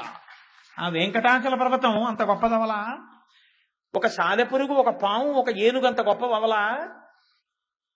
అందుకంటారు శంకర భగవత్పాదులు శివానంద లహరిలో, నరత్వం దేవత్వం నగవన మృగత్వం మశకత పశుత్వం కీటత్వం భవతు విహగత్వాది జననం సదాత్మత్వాదాబ్జ స్మరణ పరమానంద లహరీ విహారాసక్తం చేద్రు దయమిహ కింతేన వపుష. నాకు ఏ శరీరం అయితే ఉందాయా? మనుష్య శరీరంలో పుట్టి నేను ఒక గుడికి వెళ్ళింది లేదు, మనుష్య శరీరం పుట్టి నేను శివాస్తోత్రం చదివింది లేదు, మనుష్య శరీరం పుట్టి 10 రూపాయలు శివాలయ పునర్నిర్మాణానికి నేను ఇచ్చింది లేదు. ఎన్ని కోట్ల రూపాయలు తినేశానో, ఎన్ని కోట్ల రూపాయలు అనుభవించేశాను. భూమి మీద ఈశ్వరుడు ఇచ్చినవన్నీ తిరిగడానికి బతికానేమో, కానీ నా వల్ల లోకానికి జరిగిన ఉపకారం ఏమిటి? మనుష్య శరీరంతో పుట్టి ఈ శరీరంతో ఉండకపోయినా ఒక సాలెపురుగు నయం గూడు కట్టి శంకరుణ్ణి సేవించుకుంది. కాబట్టి శంకర నేను మనుష్య శరీరం ఇమ్మని అడగను. ఏ శరీరం అయినా పర్వాలేదు, నీ పాదముల యందు భక్తి కలిగిన శరీరం అయితే చాలా. నిజంగా శంకరులకు ఆ ప్రారంధం మన కొరకు. అది శంకర భగవత్పాదుల యొక్క సాహిత్యం అంటే అలా ఉంటుంది. మహానుభావుడు ఒక శ్లోకం చేస్తే అలా ఉంటుంది. కాబట్టి ఇప్పుడు చంద్రశేఖర మీకేమర్థమైంది ఆ నామం? ఎంతటి దోషభూయిష్టమైన జీవితం ఉన్నవాడైనా, ఎన్ని పాపములు చేసిన వాడైనా ఆయన పాదముల మీద పడిపోతే ఇన్ని నీళ్ల చుక్కలు తీసుకొచ్చి శివలింగం మీద పోస్తే ఒక్క కాయో పండో పాలో నివేదన చేస్తే ఆయన అలా అనుగ్రహించగలడు. కాబట్టి నేను మోక్షమును హద్దుగా చెప్పుకుంటూ ఎందుకు వస్తున్నానో తెలుసా అండి? ఇంకా దాన్ని మించినటువంటి గొప్పది ఇంకోటి లేదు మీకు ఇవ్వడానికి. లోకంలో ఇవ్వడము అంటూ వస్తే ఇంకా చాలా గొప్పది అని చెప్పవలసింది ఏదైనా ఉంటే మోక్షం ఒకటే. మోక్షమే అంత తేలికగా అంత సులభంగా ప్రసన్నుడై ఇచ్చేవాడు మీకు ఇతరములు ఇవ్వడని మీరు ఎందుకు అనుకుంటున్నారు? విశ్వాసం ప్రధానం. విశ్వాసము ఉండాలి, కానీ ఎందుకు జరగదు? పెద్దలు ఒక మాట చెప్తారు. శ్రీశైలం వెళ్ళి ఆ నువ్వులు వేసి నందిని తిప్పుతారు, చరణంది అంటారు. చరణందిని తిప్పుతారు. ఇప్పుడే పూర్వకాలంలో శివాలయాలన్నిటిలోనూ స్థిరనంది చరణంది అని రెండు ఉండేవి. స్థిరనంది కదలదు, చరణంది కదులుతుంది, అటు ఇటు తిప్పుతారు దాన్ని. ఎందుకు పెడతారంటే, ప్రతి ఊళ్ళో శివాలయంలో చరణంది ఎందుకు పెడతారంటే, పూర్వం ఇంత వైద్య సదుపాయం లేదు. బిడ్డ అడ్డం తిరిగితే గబుక్కుని ప్రసవం ఏ రాత్రి వేళో ఏ తుఫాన్లోనో ప్రసవం అవుతూ ఉంటే వైద్య సహాయం అందించడం కష్టమైతే శివుడి వంకే ఎప్పుడూ చూసేటటువంటి నంది పవిత్ర దృష్టి కలిగిన వాడు గబగబా శివాలయం తలుపులు తెరిపించి నువ్వులు వేసి గర్భిణీ స్త్రీ ఎక్కడ కష్టపడుతోందో ఆ ఇల్లు ఉన్న దిక్కు వైపుకి చరణందిని తిప్పేవారు. తిప్పితే ఆవిడికి సుఖప్రసవం అయి పిల్లలు పుడుతుండేవారు. విశ్వాసమునకు సంబంధించిన విషయం భక్తి అన్నది. ఇవన్నీ నిరూపిస్తారా అంటే కాదు, నీకు ఆ విశ్వాసం ఉందా, జరుగుతుంది. అందుకే శ్రీశైలంలో చాలా మంది వెళ్ళి చరణందికి నువ్వులు వేసి తిప్పుతున్నారు. తిప్పి అలా ఒకసారి చూస్తున్నారు. చూసి ఆ శిఖరం వంక చూసి దిగిపోతున్నారు. ఎందుకు చూస్తున్నారు మీ అందరు ఇక్కడి నుంచి అని అడిగారు అనుకోండి. శ్రీశైల శిఖరం దృష్ట్వా పునర్జన్మ న విద్యతే. ఇక్కడి నుంచి శ్రీశైల శిఖరాన్ని చూస్తే పునర్జన్మ లేదు. ఈ మాట అందరూ చెప్పుకుంటూ దిగొస్తున్నారు. పార్వతీదేవి అంది శంకరుడితో, ఏమిటండి ఇంతమంది చూస్తున్నారు కదా, వీళ్ళందరి పాపాలు పోయాయా అని అడిగింది. అంటే ఆయన అన్నాడు, విశ్వాసం ఉన్న వారికి పోయాయి పార్వతి అన్నాడు. ఇందులో విశ్వాసం ఉన్నవారు లేరని మీరు అనుకుంటున్నారా అన్నాడు. నేను అనడం ఎందుకు, నీకు చూపిస్తాను రా అని ఒక వృద్ధ బ్రాహ్మణ వేషంలో వచ్చాడు. ఆవిడ ఒక వృద్ధ బ్రాహ్మణిగా వచ్చింది. ఆయన ప్రాణోత్క్రమణమైపోతున్న వాడిలా భార్య ఒళ్ళో పడిపోయి వెక్కుతున్నాడు. ఆవిడ ఏడుస్తూ అరుస్తోంది, అమ్మా ఎవరైనా ఒకరు వచ్చి నా భర్తని ముట్టుకోండి, ముట్టుకుంటే నా భర్తకి ప్రాణం లభిస్తుంది అంటే గబగబా వచ్చి ముట్టుకోపోయారు. ఆగండి, ఎవరు పడితే వాళ్ళు కాదు, పాపము లేని వాళ్ళు ఎవరో వాళ్ళు ముట్టుకోండి, నా భర్త బతుకుతాడు. పాపం ఉండి ముట్టుకుంటే మాత్రం ఇబ్బంది వస్తుంది. అంటే ఎవరికి వాళ్ళే అన్నారు, అమ్మో అలా కుదరదులేండి, మేము ఏదో చేశానులేండి, అవన్నీ ఎందుకు ఇప్పుడు ఈ వివరాలన్నీ ఏదో ఉంది రండి వెళ్ళిపోదాం అని వెళ్ళిపోతున్నారు. ఒక వేశ్య, ఆవిడ జీవితం ఏమిటంటే ప్రతిరోజు విటులతో జీవితాన్ని గడుపుతుంది. ఆవిడ ముందుకెడుతుంటే అందరూ అన్నారు ఆవిడ వేశ్య, ఆవిడెడుతోంది ఏమిటన్నారు. ఆవిడంది, అమ్మా నేను ముట్టుకుంటానమ్మా నీ భర్తని బతుకుతాడని. అంటే పార్వతీదేవి అంది, మీకు పాపం లేదా అంటే ఆవిడంది, నాకు పాపము లేదు. ఎందుకు లేదో తెలుసా? శ్రీశైల శిఖరం దృష్ట్వా పునర్జన్మ న విద్యతే. పాపమో పుణ్యమో నశించిపోతే కదా ఇంకా పుట్టడానికి శరీరం లేకుండా ఉండడం. అవి రెండు ఉంటే కదా ప్రారంధం అనుభవించడానికి ఉపాధిని స్వీకరించడం. ఇంకా అసలు ఉపాధిని స్వీకరించిన అవసరం ఏమిటి? నాకు పుణ్యము లేదు పాపము లేదు, రెండు పోయాయి. ఎప్పుడు నేను శ్రీశైల శిఖరం చూశానో అప్పుడే పోయాయి. కాబట్టి నాకు పుణ్యపాపములు లేవమ్మా, నేను ముట్టుకుంటానంది. శంకరుడు అన్నాడు, ఈవిడికి పోయింది పాపం ఈశ్వరి. ఎందుకో తెలుసా? విశ్వాసము ఆవిడకుంది. వాళ్ళు చూశారు కానీ వాళ్ళకి ఇంకా అనుమానమే, మా పాపం మాకుందని. ఇంకా విశ్వాసం లేకుండా వెళ్ళి చేసిన దానికి పుణ్యం ఏమిటి పాపం ఏమిటి? ఈశ్వరి తప్పేం లేదు. పార్వతి ఆ విశ్వాసము ఎవరికి ఉంటుందో వారికి మాత్రమే ఇటువంటి అనుగ్రహము లభిస్తుంది. కాబట్టి కొన్ని పేర్లు, ఎక్కువ పలికే పేర్లు ఈశ్వర సంబంధంగా ఉండడం ఎంత మంచిదో నాకు ఇవాళ బాగా అర్థమైంది. కాబట్టి అని పార్వతీదేవితో పరమశివుడు చెప్పినటువంటి ఘట్టాన్ని మనకి పెద్దలు చూపిస్తూ ఉంటారు. విశ్వాసము ప్రాతిపదిక కనుక చంద్రశేఖర ఆ నామమునకున్న గొప్పతనం ఏమిటో తెలుసా అండి?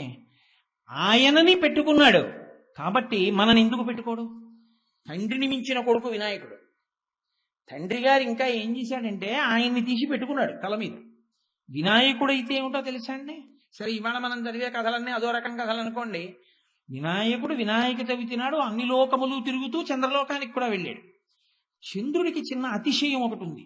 ఏమిటంటే అందరూ ఆయన మీద స్తోత్రం చేస్తారు, పొగుడుతారు, ఆయన కవిత్వం చేస్తారు. కాబట్టి నేను అందగాన్ని, వినాయకుడు బాహ్యంలో మరుగుజ్జు రూపంతో ఉంటాడు, పెద్ద పొట్ట, ఏనుగు తల, తొండం, చాటలంతంత చెవులు ఉంటాడు. అందుకని నేను అందగాడిని, ఈ పిల్లాడు అందవికారంగా ఉంటాడు. ఆంతరము అందము వినాయకుడిది, బాహ్యము అందము చంద్రుడిది. బాహ్యంలో తను అందంగా ఉండడం, కవులు తన మీద శ్లోకాలు అల్లడం ఆయన అతిశయానికి కారణమైంది. కాబట్టి ఒక వంకర నవ్వు ఒకటి నవ్వాడు వినాయకుడిని చూసి. ఓహో, అందరూ నిన్ను స్తోత్రం చేస్తున్నారు, నీ వంక చూస్తున్నారు, నిన్ను చూసి అందరూ అబ్బాయి ఎంత అందగాడు అంటున్నారు, అందంగా ఉన్న వాళ్ళ ముఖాలన్నీ నీతో పోలుస్తున్నారు, అందుకు అది అతిశయం వచ్చింది, ఈ గర్వం పోవాలి. కాబట్టి ఆయన అన్నాడు, ఈయన ముఖం ఎవరు చూస్తారో వాళ్ళకి నీలాపనిందలు వస్తాయండి. ఇంకక్కడి నుంచి జనం ఏం చేశారు, వినాయక చవితి నాడు కాదు, ఏ రోజైనా చీకటి పడి ఏదైనా బయటకు వస్తే వీడోడు దిక్కుమాలినాడు ఆకాశంలోనూ, వీడు ఎక్కడ కనపడతాడో అని ఇలా అనుకునేవాడు. ఇన్నాళ్ళు చూసి కవిత్వాలు వెళ్ళిన వాళ్ళు, ప్రత్యేకంగా అరుగుల మీద కూర్చుని చూసిన వాళ్ళు, భార్యని ఇందువదన అంటే పొంగిపోయిన ఆవిడ అప్పటి వరకు ఇందువదన అంటే మీరు నన్ను ఆయనతో పోల్చకండి నా ముఖాన్ని అనడం మొదలెట్టింది. అది చాలా చిన్నతనంగా అనిపించింది. చంద్రుడికి ఎవరు చూడరు, అందరూ తిడతారు, చిచి ఇలా రావడానికి నాకే సిగ్గేస్తోందని ఆయన పాలసముద్రంలో వెళ్ళిపోయాడు. వెళ్ళిపోతే ఉపద్రవం ఎక్కడ వచ్చింది? చంద్రుడు లేకపోతే ఓషధులు ప్రకాశించవు, కాబట్టి ఓషధులు లేవు. అప్పుడు దేవతలందరూ కలిసి చంద్రుడిని తీసుకుని వినాయకుడి దగ్గరికి వెళ్ళారు.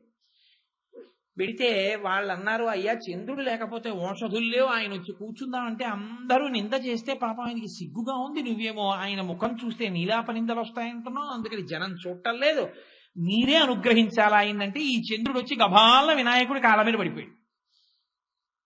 నేను కోరుకున్నది ఈ మార్పు, నీకు ఇంత తొందరగా మార్పు వచ్చి నువ్వు బాగుపడతావని నేను అనుకోలేదు, ఇంత మార్పు వచ్చిన తర్వాత నేను ఎందుకు ఆదరించనరా అని గభాల చంద్రవంక తీసి నెత్తి మీద పెట్టుకుని ఆయనకంత మార్పు వచ్చిందన్న సంతోషంలో ఈయన నాట్యం చేశాడు. అప్పుడు వచ్చింది నృత్య గణపతి స్వరూపం. లేకపోతే ఆయన నృత్యం ఏమిటండి, అంత పెద్ద కడుపుతోటి దాంతో ఆయన నృత్యం చేస్తే బాగుంటుందా? అంటే లోపల ఆనందం అవధులు పట్టకపోతే నేను నాట్యం చేస్తే బాగుంటుందా బాగుండదా అని చూసుకోకుండా నర్తించేశాడు ఆయన. అంటే ఆయన ఎంత ప్రసన్నుడో చూడండి వినాయకుడు. ఆత్మావై పుత్రనామాసి, తండ్రి గారు ఎంత గొప్పవాడో కొడుకు కూడా అంత గొప్పవాడు. అందుకే మూకశంకర్లు అంటారు, హేరంబేచ గుహేచ హర్షభరితం వాత్సల్యం అంకూరయం అన్నారు. అమ్మా నీ అదృష్టం అమ్మా అలాంటి కొడుకు. హేరంబీచ, హేరంబుడు అంటే ఎప్పుడు తండ్రి పక్కన ఉండే కొడుకు. కొడుకు ఉండడం ప్రధానం కాదు, తండ్రి పక్కన ఉండడం ప్రధానం. తండ్రి పక్కన కొడుకు లేడనుకోండి, పాపం ఆయనకి అంతే అదృష్టమే ఉంది. వినాయకుడు ఎప్పుడూ నాన్నగారి పక్కన ఉంటాడు. సుబ్రహ్మణ్యుడు మళ్ళీ అలా ఉండడంలో ఆయన అప్పుడప్పుడు అలిగి అక్కడికి ఇక్కడికి వెళ్ళిపోతున్నాడు. దండపాణి అని ఓసారి ఏదో పండుగ లేదని కోపం వచ్చి అక్కడికి వెళ్ళిపోయి స్వామి నలాయి అని అక్కడ కూర్చున్నాడు. అంటే శంకరుడు వెళ్ళాడు, నీకు ప్రణవానికి అర్థం చెప్తానన్నాడు. అయితే చెప్పు అన్నాడు. వినేవాడు కింద కూర్చోవాలి, చెప్పేవాడు పైన కూర్చోవాలి, కింద కూర్చో చెప్తానన్నాడు. అంటే కూర్చున్నాడు. ఆయన కూర్చుంటే చెప్పాడు, చాలా బాగా చెప్పామన్నాడు. తండ్రి కొడుకు చేతిలో ఓడిపోవడం అదో పట్టాభిషేకం. కాబట్టి అంత గొప్ప స్థితి. అసలు శివ కుటుంబం అటువంటిదండి, అద్భుతం. కాబట్టి పొంగిపోతారు మూకశంకరులు. కాబట్టి వినాయకుడు కూడా తండ్రిలాగే చంద్రరేఖని ధరించి నృత్యం చేశాడు. కాబట్టి చంద్రశేఖర ఈ నామం ఆయన సౌలభ్యాన్ని చెప్తుంది. పట్టుకుంటే నీకు గట్టిగా పట్టుకోవడం అలవాటైతే ఆయన నిన్ను విడిచిపెట్టాడు, నెత్తి మీద పెట్టుకుంటాడు తీసుకుని. అందుకే పూర్వం ప్రతి 10 పేర్లలో ఒక పేరు చంద్రశేఖరతో ఉండేది. చంద్రశేఖర శాస్త్రి, చంద్రశేఖర్ రెడ్డి, చంద్రశేఖరరావు. చంద్రశేఖర లేకుండా ఉండేది కాదు. ఇప్పుడంటే మనకు అబ్బో తుస్సు బుస్సు కస్సు నస్సు ఏవో పిచ్చి పేర్లు. కాబట్టి చంద్రశేఖర అంత గొప్ప నామం. సరే, అది ఒకటి అలా ఉంచండి. ఏమి చంద్రశేఖర? కాబట్టి చంద్రశేఖర తాత్విక కోణంలో ఆలోచిస్తే అదొక అద్భుత నామం. నేను ఒక కోణాన్ని మీకు చెప్పాను, ఇంకొక కోణం చెప్పాను, నామాన్ని నేను ఇంకా విడిచిపెట్టేస్తాను. రోజు ప్రారంభం దేనితో? చంద్రుడి యొక్క గతిని బట్టి నిర్ణయం చేస్తారు. తిథి నిర్ణయం దాన్ని బట్టి కదండి. శుక్లపక్షం, కృష్ణపక్షంలో తిథులు. మీరు రోజు సంకల్పం చెప్పారనుకోండి, శ్రీ విరోధీ నామ సంవత్సరే దక్షిణాయనే శరదృతు కార్తీక మాసే శుక్లపక్షే అని ఆ రోజు ఏ తిథి ఉందో ఆ రోజు ఆ సూర్యోదయానికి ఉన్న తిథి చెప్తాం. పంచమీ తిథౌ భృగువాసరే శుభ నక్షత్రే శుభయోగే శుభకరణే ఏవం విశేష విశిష్టాయాం శుభవిధౌ శ్రీమాన్ శ్రీమతః ఆత్రేయ సగోత్రస్య కోటేశ్వర శర్మనామధేయస్య ధర్మపత్ని సమేతస్య మమోపాత్త దుర్చక్షయ ద్వారా అంటూ సంకల్పం చేస్తాం. అందుకని చంద్రుని యొక్క కళలని బట్టి శుక్లపక్ష కృష్ణపక్షములలో తిథులు వస్తాయి. తిథులను బట్టి కాలము వెళ్ళిపోతుంది మనకి. అందుకే సంవత్సరం వేయడం అనేటటువంటిది అంకెలలో వేయడంగా వెయ్యరు. 60 చెప్తూ ఉంటారు. సంవత్సరం మీరు చెప్పారనుకోండి, 1973లో పుట్టాడు, 1993, 2006, 2009 అలా ఎందుకు చెప్పరో తెలుసా అండి? మన వాళ్ళు చేతకాక కాదు. ఏమి సంవత్సరాలు 60 ఎందుకు చెప్పడం? 2000 ఏళ్ళు చెప్పకూడదా? 2000 పేర్లు చెప్తే మీరు ఎప్పుడు పుట్టారో తర్వాత ఏదో చెప్పుకోరేంటి? బోల్డన్ని సంవత్సరాలు చెప్పచ్చుగా. 2009, 2010, 2011, 2012 అలా అంకెలు పెట్టేసినట్టే పెట్టకూడదా? 60 ఎందుకు పెట్టాలి? ఋషులు ఏది చేసినా అందులో పరమార్థం ఉంటుంది. 60వ సంవత్సరానికి గండకాలం వస్తుంది. నక్షత్రం గండకాలంలోకి వెళ్ళిపోయి శరీరాన్ని గ్రసించేటటువంటి ప్రయత్నం ప్రారంభమవుతుంది. అందుకని 60 సంవత్సరాలు పెడతారు. మీరు పుట్టిన సంవత్సరాన్ని 60వ ఏట మళ్ళీ మీరు చూస్తారు. నేను విరోధిలో పుట్టాను అనుకోండి, మళ్ళీ విరోధి వచ్చింది అనుకోండి, అంటే నాకు 60 పూర్తయిపోయి అని గుర్తు. 60 పూర్తయిపోయింది అంటే షష్ఠి పూర్తి. 60 పూర్తయిపోయాయి. 60 పూర్తయిపోయాయి అంటే ఆయుర్దాయాన్ని గ్రసించే సమయం వస్తుంది కలియుగంలో. శతమానం భవతి కదండి, 100 ఏళ్ళు. 60 దగ్గర గండం, పెద్ద గండం వస్తుంది శరీరాన్ని గ్రహించడానికి.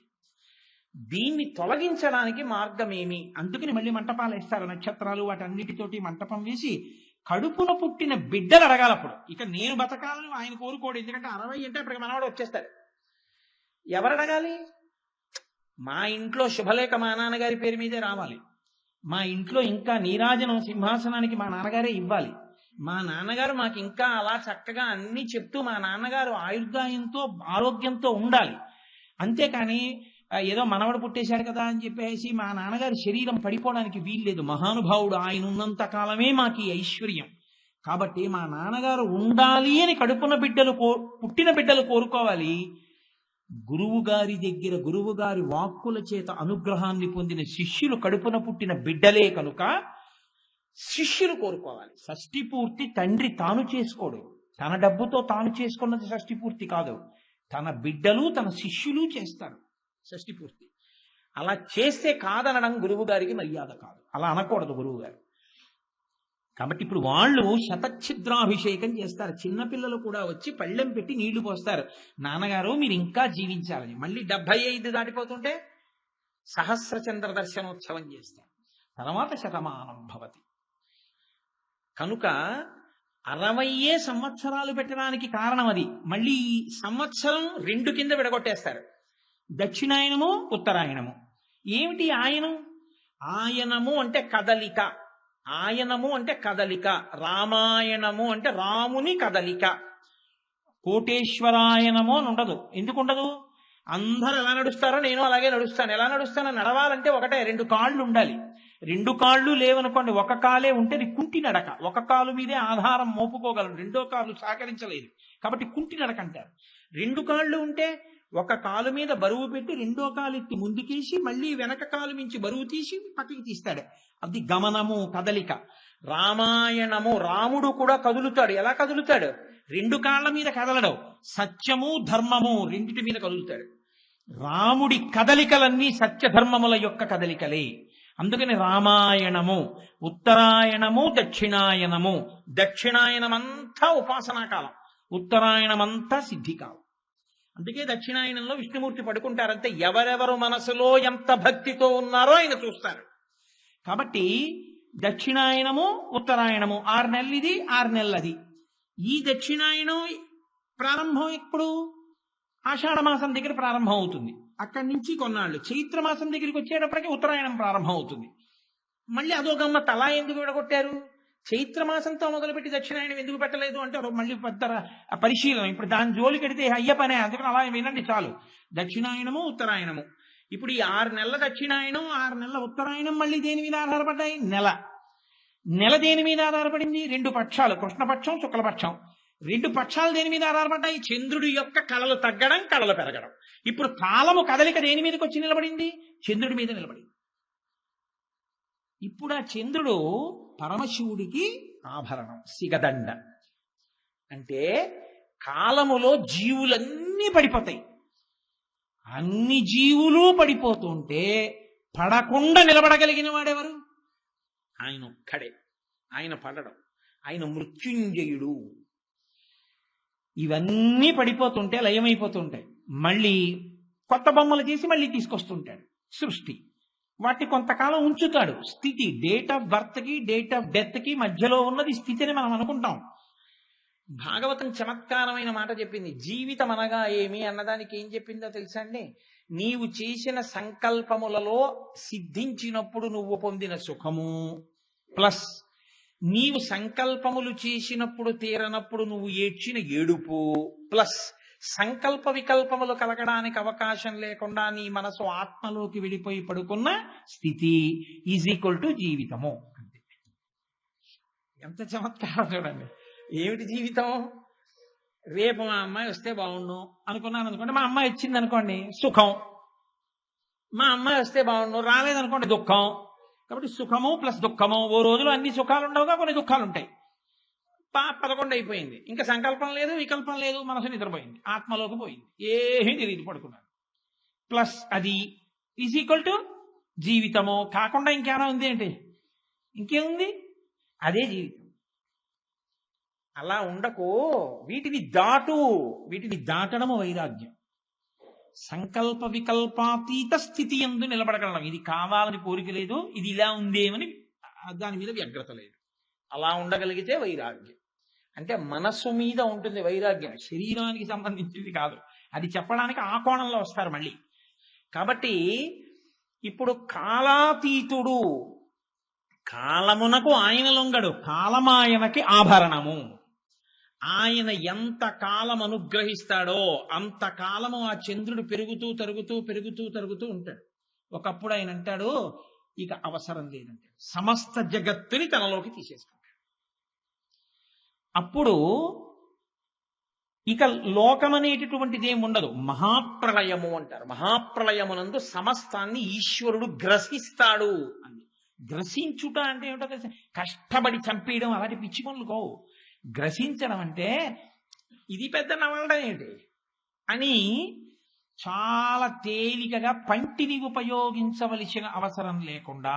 అంటే మీకు బాగా నేను తేలిగ్గా చెప్పాలంటే, వేసవి కాలంలో మంచి రోహిణీ కార్తిలో ఫ్రిడ్జ్ లో పెట్టినటువంటి సీడ్లెస్ ఎర్రగా ఉన్న కిస్మిస్ పళ్ళు శుభ్రంగా ముచికెళ్ళించి తీసేసి కడిగేసి పళ్ళెల్లో వేసి మీకు ఇస్తే, ఇలా పండు తీసుకుని నోట్లో వేసుకొని పంటి అవసరం లేకుండా నాలికతో అంటే టుప్పని చిట్లి తీయటి రసం వస్తే మింగేసినట్లు పెద్ద ప్రమేయం లేకుండా హేళగా చెయ్యగలిగితే దాన్ని గ్రసించుట, మింగేశాడండి.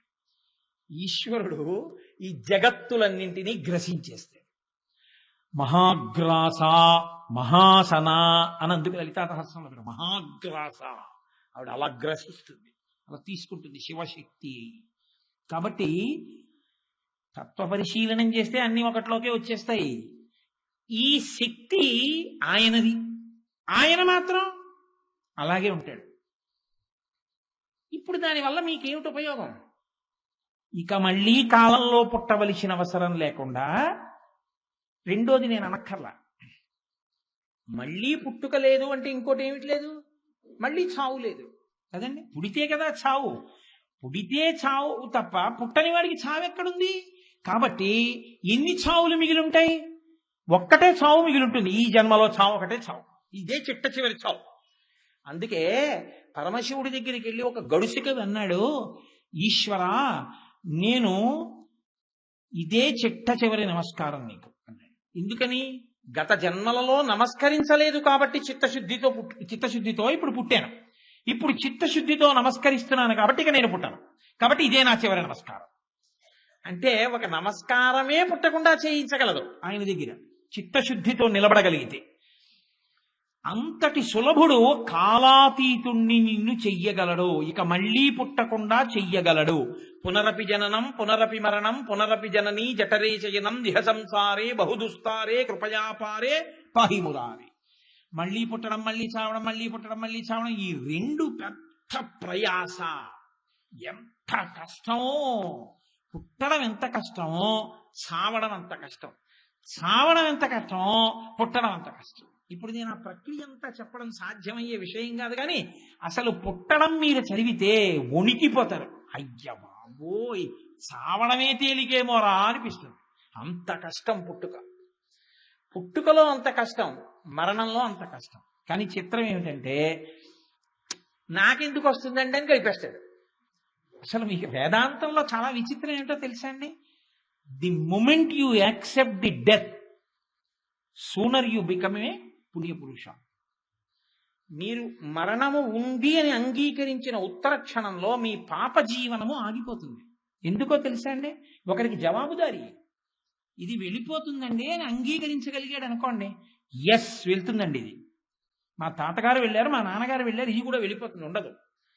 ఇది ఏదో కొంతకాలం ఉంటుంది, ఎప్పుడూ మాత్రం ఉండిపోవడం సాధ్యం కాదు. ఇది వెళ్ళిపోతుందండి ఎప్పుడో ఒకప్పుడు. ఎప్పుడో ఒకప్పుడు వెళ్ళిపోతే ఇది పడిపోతుంది. మరి ఇందులో ఉన్న జీవుడు ఎవరి దగ్గరికో వెళ్ళి నించుంటాడు. నీకు అది ఇచ్చానుగా శరీరం, ఏం చేశావు దాంతో? ఏం చేశానని చెప్పాలి?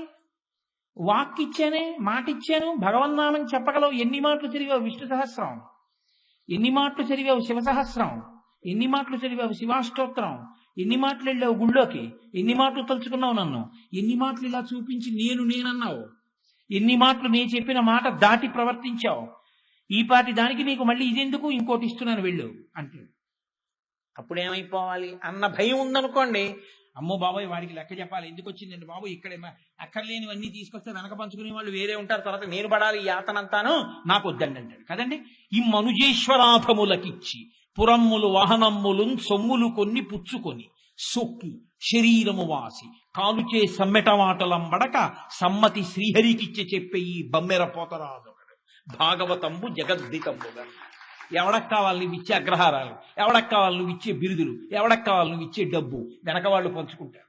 నా జీవుడో అమ్ముకున్నావు కదరా అని యమధర్మరాజు గారు సుత్తులు పెట్టి కొడుతుంటే జవాబు చెప్పుకోలేక ఏడవాలి, నాకు అక్కర్లేదు, నేను ఈశ్వరుడికి ఇచ్చేస్తున్నానని సమ్మతి శ్రీహరికి ఇచ్చే చెప్పే ఈ బమిర పోతరాజు ఒకడు. పోతన గారు నేను రామార్పణం చేసుకుంటున్నాను భాగవతం, నాకు అక్కర్లేదు ఈ బిరుదులు, నాకు అక్కర్లేదు ఈ బహుమానాలు అన్నారు. అది దృఢభక్తి. అటువంటి భక్తి కలిగిన వాడు ఎక్కడికెడతాడు?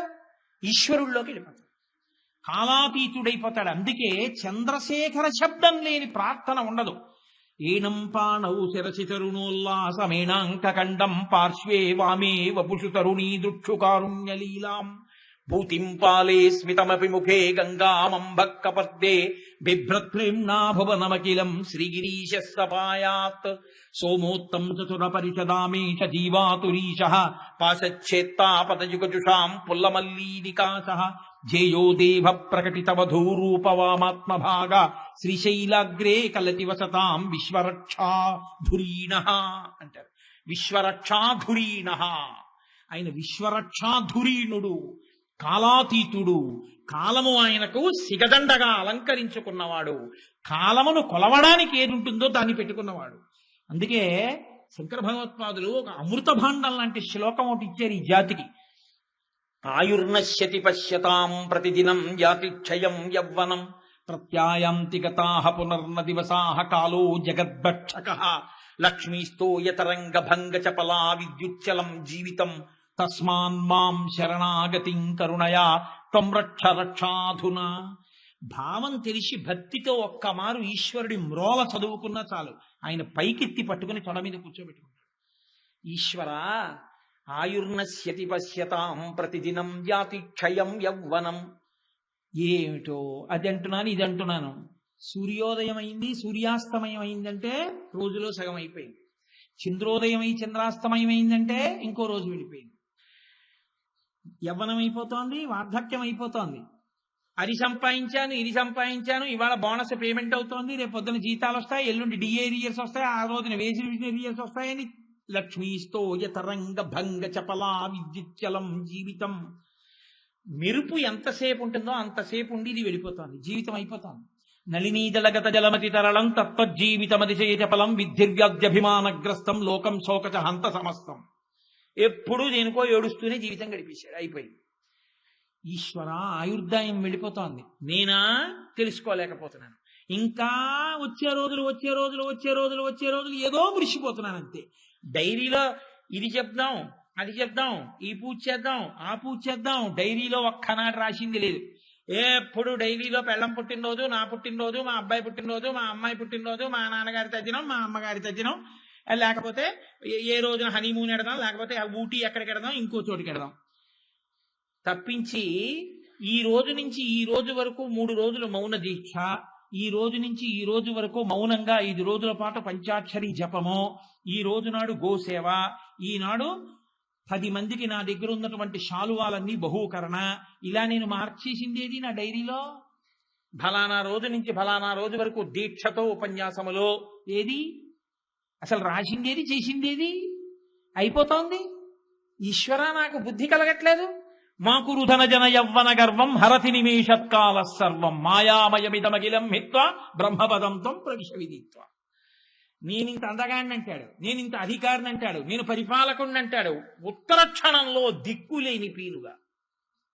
ఎవరికి తెలుసు ఎవడు ఎక్కడ ఎప్పుడు పడిపోతాడో, ఎవడు ఎక్కడ ఎలా ఎవరి శరీరం పడిపోతోందో. ఇది తెలియకపోతే, తెలుసుకోకపోతే, ఈశ్వరానుగ్రహంగా జీవితాన్ని మలుచుకోకపోతే మాకురు ధన జన యవ్వన గర్వం, ధనము జనము యవ్వనము అన్న గర్వాన్ని కాలము గ్రసించేస్తుంది. హరతి నిమేషత్కాల సర్వం. ఫోటోకి ఎడం చేతి పక్కన కాకుండా కుడి చేతి పక్కన తేదీ వేసేశారో అయిపోయింది. ఇంకా తర్వాత ఎవడో గైడ్లు పెట్టాలని నువ్వు కోరుకోవాలంతే. వాడు వెళ్ళాడో పెట్టాడో, వాడు 11 రూపాయలు గోదానం అంటే వాడు గోవుని తెచ్చి చేస్తాడా? వాడు గోవుని తెచ్చి కూడా చేయడు వాడు. అందుకే శంకరుడు ఉదారుడు. ఆయన ఏం చేశాడో తెలుసా అండి? మహానుభావులండి. పరమేశ్వర తత్వాన్ని మీరు ఆలోచన చేయండి. నామరూపాలతో ఏముంది, నా బుర్ర అది పట్టు కూర్చుంటే వచ్చేది ఏమి ఉండదు. శంకరుడు కైలాస పర్వతం మీద తపోనిష్టలో కూర్చుని ఉన్నాడు. ఆవులన్నీ చుట్టూ చేరే. నేను మహాభారతం అనుశాసనిక పర్వంలోంచి చెప్తున్నాను ఇప్పుడు చెప్పేది. ఏదో ఈయన కట్టుకథలు చెప్తున్నాడని మీరు అనుకోకండి. ఆధారం లేని నేనేం చెప్పను. ఆయన తపోనిష్టలో ఉన్నాడు, కూర్చుని ఉన్నాడు. ఆవులన్నీ ఆయన చుట్టూ చేరితే ఒక ఆవు పాలు దూడ తాగుతోంది. దూడ ఆవు పాలు తాగడంలో ఒక చమత్కారం ఉంటుంది. మీరు పాలు పిండితే అది రాదు, ఆ దూడ తాగితేనే వస్తుంది. దూడ ఇలా ఇలా ఇలా తాగుతూ పొదుగుని గుద్దుతుంటుంది. ఆ తాగేటప్పుడు దాని మూతి 2 పక్కల కూడా ముట్టి 2 పక్కల బోల్డంత నొరగొస్తుంది. అలా నొరగొచ్చింది. కైలాస పర్వతం మీద గాలికి ఎగిరి ఆ నొరగ తుంపర్లు శంకరుడి యొక్క జటాజూటం మీద పడ్డాయి. పడితే శంకరుడు కళ్ళు తెరిచి చూశాడు. ఆయనకి తెలియక కాదు, ఆయనకి కోపం వచ్చి కాదు. ఆయన వెంటనే ఇలా చూసి, ఓ ధేనువులారా, మీరు మీ నోటి ఎంగిలిని నా మీద పడేశారు తీసుకొచ్చి అని కించిత్ ఎర్రగా చూశాడు. అవి చచ్చిపోలేదు, అది విచిత్రం. ఆయన నిజంగా 3వ కన్ను తెరిస్తే మన్మధుడు కాలిపోయాడు. ఆయన చంపాలని కాదు, ఆయన 3వ కంటిలోని ఎర్రటి కాంతి వెళ్లి గోవులు కొన్నిటి మీద పడి, పక్కన ఉన్న గోవులు పారిపోయి, ఎదురుగుండా ఉన్న గోవులు ఎర్రగా అయిపోయి, కొన్నిటి మీద పడనట్టు పడి ఎర్ర మచ్చపడ్డాయి, పారిపోయేవి. ఏదీ చచ్చిపోలేదు. బ్రహ్మగారు పరిగెత్తుకొచ్చాడు. అయ్య బాబోయ్, గోవుని రక్షించాలి కదూ శంకరా, మీరేమిటి గోవు మీద 3వ కన్ను తెరిచారన్నాడు. నేనేం తెలియక తెరవలేదు. గోక్షీరం తాగుతున్నప్పుడు ధేనువు యొక్క నురుగు నా జటాజూటం మడిపడింది. అంటే బ్రహ్మగారు అన్నాడు, సృష్టిలో ఆ ఎంగిలి కాని పదార్థములంటూ ఉంటే ఉన్నవి 2. ఏమిటో తెలుసా అండి? ఒకటి ఆత్మ. ఎందుకో తెలుసా? ఆత్మ మౌనంలో అనుభవానికి వస్తుంది, వాక్కుతో తెలియదు. కాబట్టి వాక్కు ఎంగిలి, నోట్లోంచి కదా వస్తుంది వాక్కు. ఎంగిలైన వాక్కుకి ఆత్మానుభవం లేదు, అది అనుభవింపబడేదే కానీ అనుభవం చెప్పేది కాదు. కాబట్టి ఆత్మానుభవము ఎంగిలి చేయబడదు. 2 గోక్షీరమునకు ఎంగిలి లేదు. దూడ తాగి విడిచిపెట్టిన పాలని దూడ యొక్క ఉమ్ముతో ఉన్న పితుకులని పితికినప్పుడు ఆ ఉమ్ముతో కలిసి పాలు పడ్డా గోక్షీరం ఎంగిలి కాదు. కాబట్టి శంకరా, మీకు తెలియంది కాదు. ఈశాన సర్వ విద్యానాం ఈశ్వర సర్వభూతానాం బ్రహ్మాధిపతిర్ బ్రహ్మణోధిపతిర్ బ్రహ్మ శివోమే అస్తు సదాశివోం. అటువంటి మీరు గోవుల్ని ఇంటికి ఎర్రగా చేశారన్నారు. ఆయన అన్నారు, గోవు సహజంగా చాలా గొప్పది. అంత గొప్పదైనటువంటి గోవుకి నేను ఇవాళ శివ తేజస్సు కూడా కలిపాను కొత్తగా. అందుకే ధేనువులలో ఏ వేటి మీద నా దృష్టి పడిందో ఆ ఆవులన్నీ కూడా ఎర్రటి రంగులో పడుతుంటాయి. వాటి జాతి అంతా అవి గోవులలో కపిల గోవులు. ఎర్రటి ఆవుని దానం ఇచ్చినటువంటి వాడు ఊర్ధ్వలోకాల్లో శాశ్వత నివాసాన్ని పొందుతాడు. కపిల గోవు పాలతో క్షీరాన్ని తీసుకెళ్లి శివలింగానికి అభిషేకం చేసినవాడు అంత గొప్ప స్థితిని పొందుతాడు. కానీ మీరు ఒకటి గుర్తుపెట్టుకోవాలి, గోదానం చేసే రోజున గోదానం చేసే వరకు ఏమీ తినకూడదు, ఉపవాసంతో చేయాలి. కాబట్టి అంత గొప్పదిగా పరమశివుడు గోవు యొక్క మహాత్యాన్ని వర్ణిస్తాడు. అంత గొప్ప గోవులు కనుక గోష్టంలోకి వెళ్ళి లక్ష్మీదేవి అడిగింది, ఓ గోవులారా, పరమశివుడు అంతటి వాడు వాటి మూపురం శివలింగంగా ఉంటుంది, మూపురంలో శివుడు ఉంటాడు, శివుడంతటి వాడు మీలో ఉన్నాడు, మిమ్మల్ని కపిల గోవులుగా మార్చాడు, కాబట్టి నేను మీలో ఏదన్నా నాకు అవకాశం ఇవ్వండి, మీ దగ్గర ఉంటానంది. అవన్నా ఎవరికైనా ఇస్తాం, లక్ష్మి నిన్ను మాత్రం మా దగ్గరికి రానివ్వమంది. ఏమి నేనేం తప్పు చేశానంది ఆవిడ. నువ్వు చెంచల ఉండవు, ఇలా ఉంటావు, అలా వెళ్ళిపోతావు, బాధపడుతుంటారు వెళ్ళిపోతే, అందుకని నువ్వు వద్దు, మా దగ్గర నువ్వు వెళ్ళిపోన్నారు. ఆవిడంది, మీకు తెలియనిది కాదు, నేను ఉండడము అనుగ్రహించడానికే, వెళ్ళిపోవడము అనుగ్రహించడానికి. రాక్షసుల దగ్గర ఉండకుండా వెళ్ళిపోతాను కాబట్టి రాక్షసులు దుర్వాడబడుతున్నారు, లేకపోతే వాళ్ళు పాడు చేసేది లోకాన్ని, వాళ్ళకి లక్ష్మీ కటాక్షం ఉంటే. దేవతలు భగవద్భక్తులు కనుక వాళ్ళ దగ్గర ఉంటూ ఉంటాను, నా కదలికల వలన లోకాన్ని కాపాడుతూ ఉంటాను తప్ప ఉత్తినే ఏదో నాకు ఉండడం ఇష్టం లేక వెళ్ళిపోయే స్వభావం ఉన్నదాన్ని కాను, లోకరక్షణ కొరకు వెళ్ళిపోతాను. భక్తితో ఉంటే ఉంటాను, భక్తితో ఉండకపోతే వెళ్ళిపోతూ ఉంటాను. అవన్నాయి, లోకానికి నీ వైభవాన్ని తెలియచేయడం కోసం నీతో చెప్పించాం, కానీ నీ గొప్పతనం తెలియని వాళ్ళం కాం, మా పేడలో ఉండండి. ఆవిడంది, గోమయం చాలా గొప్పది, నేను ఇక నుంచి మీ పేడలో నివాస స్థానాన్ని పొందుతానంది. అందుకే గోవు వెనక తట్టుతో పాటు గోమయం లక్ష్మీ స్థానం. ఇంటిని గోమయంతో అలుకుతారు, అలికి ముగ్గు పెడితే లక్ష్మీదేవి వచ్చి కూర్చుంటుంది. అందుకే దేవీ నవరాత్రులు చేసినా కూడా శాస్త్రం ఏం చెప్పిందో తెలుసా అండి, అమ్మవారిని నిలబెట్టే మంటపం వేసే ముందు గోమయంతో అలికి ముగ్గు పెట్టి మంటపం వేయాలి. ఇప్పటికీ మీరు గోకర్ణ క్షేత్రానికి వెడితే, ఒకసారి మా గోపాలకృష్ణ గారి నాయకత్వంలో మేము అందరం వెళ్ళాం. అక్కడ భోజనాలు పెట్టి మళ్ళీ భోజనాలు పెట్టాలి అంటే మనలా ఏదో తడిగుడ్డట్టుకు వచ్చి తుడిచేసి పెట్టరు, గోమయం తీసుకొచ్చి గోమయంతో అలికేసి మళ్ళీ అన్నం పెడతారు. గోమయంతో అలిగితే శుద్ధి అయిపోతుంది. గోమయం అంత గొప్పది. అసలు మీరు గోవు గోమయం గురించి వింటే ఆశ్చర్యపోతారు. సరే, నేను ఇంతకీ గోవు గురించి మీతో ఎందుకు ప్రస్తావన చేయవలసిన అవసరం ఏర్పడింది అంటే, శివుడంటే అంత ఉదారుడు, లోకమునందు పవిత్రమైన వాటిని మరింత పవిత్రం చేస్తుంటాడు, మరింత కాపాడుతుంటాడు, మరింత రక్షిస్తుంటాడు. అంత మంగళప్రదుడు, జగత్తుకి తండ్రి, మహానుభావుడు. అటువంటి వాడు చంద్రశేఖరుడై, కాలాతీతుడై, మన్ని కూడా కాలంలో గ్రసింపబడకుండా ఆయన పాదములు పట్టుకుంటే పైకెత్తి నెత్తి మీద పెట్టుకోవడానికి ఆయన సిద్ధంగా ఉన్నాడు, అనుగ్రహించడానికి సిద్ధంగా ఉన్నాడు. అరే రే, ఆయన పాదములు పట్టక పాడైపోయాను, ఇప్పుడు నేను ఆయన పాదములు పట్టి రక్షింపబడాలి. కార్తీక మాసంలో సన్నజాజులు బాగా వస్తాయి, సన్నజాజి పూలతో పూజ చేస్తారు శివలింగానికి కార్తీక మాసంలో. విశేషించి ఈ వచ్చే సోమవారం, కార్తీక సోమవారం, గోవులకు సంబంధించినటువంటి అష్టమి. పరమశివుడు, లక్ష్మీదేవి, శ్రీమన్నారాయణుడు అందరూ ఆ రోజున దేనితో ప్రీతి చెందుతారో తెలుసా అండి? మీరు గుళ్ళల్లోకి గోపురానికి వెడితే కాదు, ఆ రోజున గోపూజ చెయ్యాలి. ఆ రోజున వాటికి అరటిపండో, బియ్యమో, బెల్లం మొక్కో ఏదో ఒకటి పెట్టాలి. గోవుని దర్శించకుండా, గోవుకి ప్రదక్షిణం చెయ్యకుండా ఎవ్వరూ ఉండకూడదు. నేను ఇప్పుడే వస్తూ మాట్లాడాను, ఆ రోజు గోపూజలు ఎక్కడ పెట్టాలి అన్న విషయం.